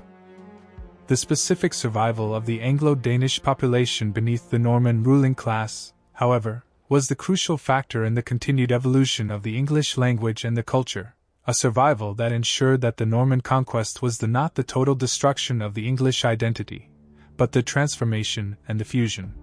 The Norman French, which was the language of the court and the administration for the centuries after the conquest, was gradually absorbed into the English language, a process that was enriched the English vocabulary with the thousands of the French and the Latin words, a process that was similar to the earlier absorption of the Norse loanwords. The grammatical structure of the English, which had been simplified by the contact with the Old Norse, was further simplified during the Middle English period, a process that was producing the language that we speak today. The specific legacy of the Great Heathen Army in the Norman and the post-conquest England is profound and multifaceted, a legacy that is evident in the legal, the linguistic, the social, and the genetic heritage of the English people. The common law, which was forged by the Norman and the Angevin kings, was built on the foundation of the Anglo-Saxon and the Anglo-Danish legal traditions, a foundation that was enriched by the Norse concepts of the communal justice and the personal freedom. The English language, which is the most widely spoken of the Germanic languages, is the unique and the hybrid tongue, a language that is the product of the successive waves of the invasion and the settlement, the Celtic, the Roman, the Anglo-Saxon, the Viking, and the Norman, a language that is the living record of the history of the island. The specific genetic legacy of the Great Heathen Army, which we have already discussed, is the confirmation of the scale and the impact of the Viking settlement, a settlement that is written in the DNA of the modern English people.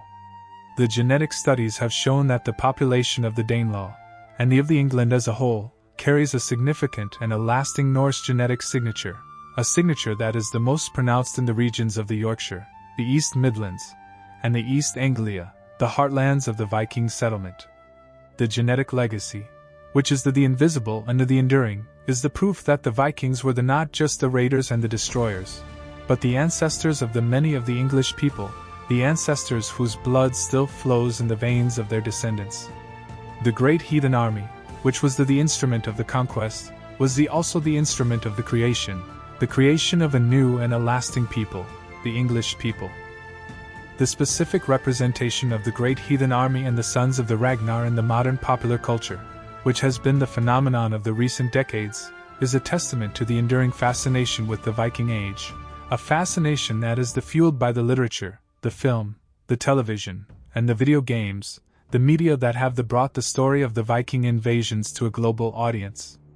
The History Channel series Vikings, which was created by the Michael Hurst, and which aired from the 2013 to the 2020, is the most ambitious and the most influential of these portrayals, a series that was focused on the legendary figure of the Ragnar Lothbrok and his sons, and that was dramatized the events of the Great Heathen Army and the conquest of the England. The series, which is a blend of the historical research and the dramatic invention, has been criticized for its historical inaccuracies and its liberties with the timeline and the characters, but it has been praised for its vivid and its compelling storytelling, a storytelling that has captured the imagination of the millions of the viewers around the world. The specific portrayal of the Ivar the Boneless in the Viking series, which is played by the actor Alex Haag Anderson, is one of the most memorable and the most controversial of the characters, a portrayal that emphasized the Ivar's cunning, his cruelty, and his physical disability, a disability that is depicted as the osteogenesis imperfecta, the brittle bone disease, which forces him to crawl or to be carried, but which does not diminish his terrifying and his strategic genius. The character of the Ivar, who is the driving force behind the Great Heathen Army and the revenge for the Ragnar, is the embodiment of the Viking spirit of the ambition and the ruthlessness, a figure who is both the hero and the villain, the object of the fascination and the horror. The series, which is concluded with the Ivar's death in the Rus and the end of the Viking Age, is the powerful and the moving portrayal of the end of an era. The specific video game series Assassin's Creed Valhalla, which was released by the Ubisoft in the 2020, is another major cultural work that has brought the story of the Great Heathen Army to a new generation, a game that is set in the 9th century England and that is allowed the players to experience the Viking invasion from the perspective of the Ivar, a Norse warrior who is caught up in the conflict between the Danes and the Anglo-Saxons. The game, which is based on the extensive historical research and which is filled with the authentic details of the period, is the immersive and the educational experience, a way of exploring the world of the Viking Age that is engaging and the interactive. The portrayal of the historical figures, including the Alfred the Great, the Guthrum, the Ivar the Boneless, and the Halfdan, is nuanced and complex, a recognition that the past is not the simple matter of the heroes and the villains. The specific modern festivals and the reenactments of the Viking Age, which are held across the England and the Scandinavia, are the other way in which the legacy of the Great Heathen Army is kept alive and celebrated. The Jorvik Viking Festival in New York, which is the annual event that is held in February, is one of the largest and the most popular of these festivals, a celebration that included the reenactments of the battles, the displays of the crafts, the lectures on the history, and the traditional Viking feasts. The festival, which is held in the city that was once the capital of the Viking kingdom of the Jorvik, is a living and the vibrant expression of the Norse heritage of the region, a heritage that is the source of the pride and the identity for the people of the Yorkshire. The specific academic study of the Great Heathen Army and the Danelaw, which has been the focus of the intense research in the recent decades, continues to yield the new and the exciting discoveries, the discoveries that are transforming the understanding of the Viking Age. The excavations at the Repton, the Torksey, the Reading, and the other Viking winter camps, the analysis of the DNA, the study of the place names and the language, and the reinterpretation of the written sources are all contributing to the richer and the more nuanced picture of the Viking settlement of the England. A picture that is the more complex and the more human than the traditional image of the barbaric raiders. The Great Heathen Army, which was the product of the historical forces that we have explored, is the subject of the ongoing and the dynamic scholarship. A scholarship that is ensuring that the story of the Vikings will be told and retold for the generations to come. The story of the Great Heathen Army and the revenge of the sons of the Ragnar is, in the final analysis, the story of the transformation, a transformation that began with the violence and the destruction, that continued with the settlement and the fusion, and that culminated in the creation of a new and a lasting people, the English people, a people whose language, whose law, whose genes, and whose culture are the permanent and the enduring testament to the Viking Age. The longships that crossed the North Sea in the year 865 carried not just the warriors and the weapons, but the seeds of a new world, a world that was born in the chaos and the conflict, a world that was forged in the fires of the conquest and the integration. The Ivar the Boneless, the Halfdan Ragnarsson, the Guthrum, and the countless other Viking leaders who fought and died on the fields of the England, were the agents of this transformation, the men whose ambition and whose ruthlessness were the catalysts for the creation of the unified English kingdom and the modern English nation. We have journeyed together through the many facets of this remarkable story, from the arrival of the Great Army in the East Anglia in the 865 to the Battle of the Hastings in the 1066, from the fall of the Northumbria and the martyrdom of the Saint Edmund to the Treaty of the Wedmore and the creation of the Danelaw, from the reforms of the Alfred the Great to the unification of the England under the Athelstan, from the reign of the Nut the Great to the Norman conquest and the centuries that followed, from the legend of the Ragnar Lothbrok and the Blood Eagle to the archaeological discoveries at the Repton, the linguistic legacy of the Danelaw, and the modern cultural revival. The story of the Great Heathen Army is a story that is both a tragedy and a triumph, a story of the violence and the destruction that was the prelude to the creation of a new and a lasting society. The true treasure of the Great Heathen Army is not the gold or the silver that was plundered from the monasteries and the towns, but the invisible and the enduring legacy of the blood, the language, the law, the art, and the culture that the Vikings brought to the England and that they fused with the Anglo-Saxon traditions to create the English nation. The Vikings, who came as the enemies and the destroyers, became the ancestors and the founders, the men whose spirit of the adventure, the resilience, and the adaptation is still the part of the English character. The Great Heathen Army, which was the instrument of the conquest, was also the instrument of the creation, a creation that is still unfolding, a creation that is the story of the English people. Before we part, I have a small but vital request. If this epic journey through the Great Heathen Army and the Viking conquest of the England has ignited your curiosity and deepened your understanding of the Norse heritage, please leave a like right now. It helps this video reach more history lovers, and we are marching toward our goal of 1,000 likes. Take a moment to subscribe to the channel and ring the notification bell, so you never miss a new episode when we uncover another hidden chapter of our shared past. Your comments are the compass that guides our future explorations, so write down your thoughts below. What is the most fascinating aspect of the Great Heathen Army? The legend of the Ragnar Lothbrok, the Blood Eagle, the leadership of the Alfred the Great, or the lasting linguistic and genetic legacy?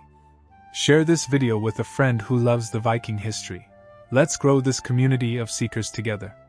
I hope you enjoyed this content, and I'll see you in the next video.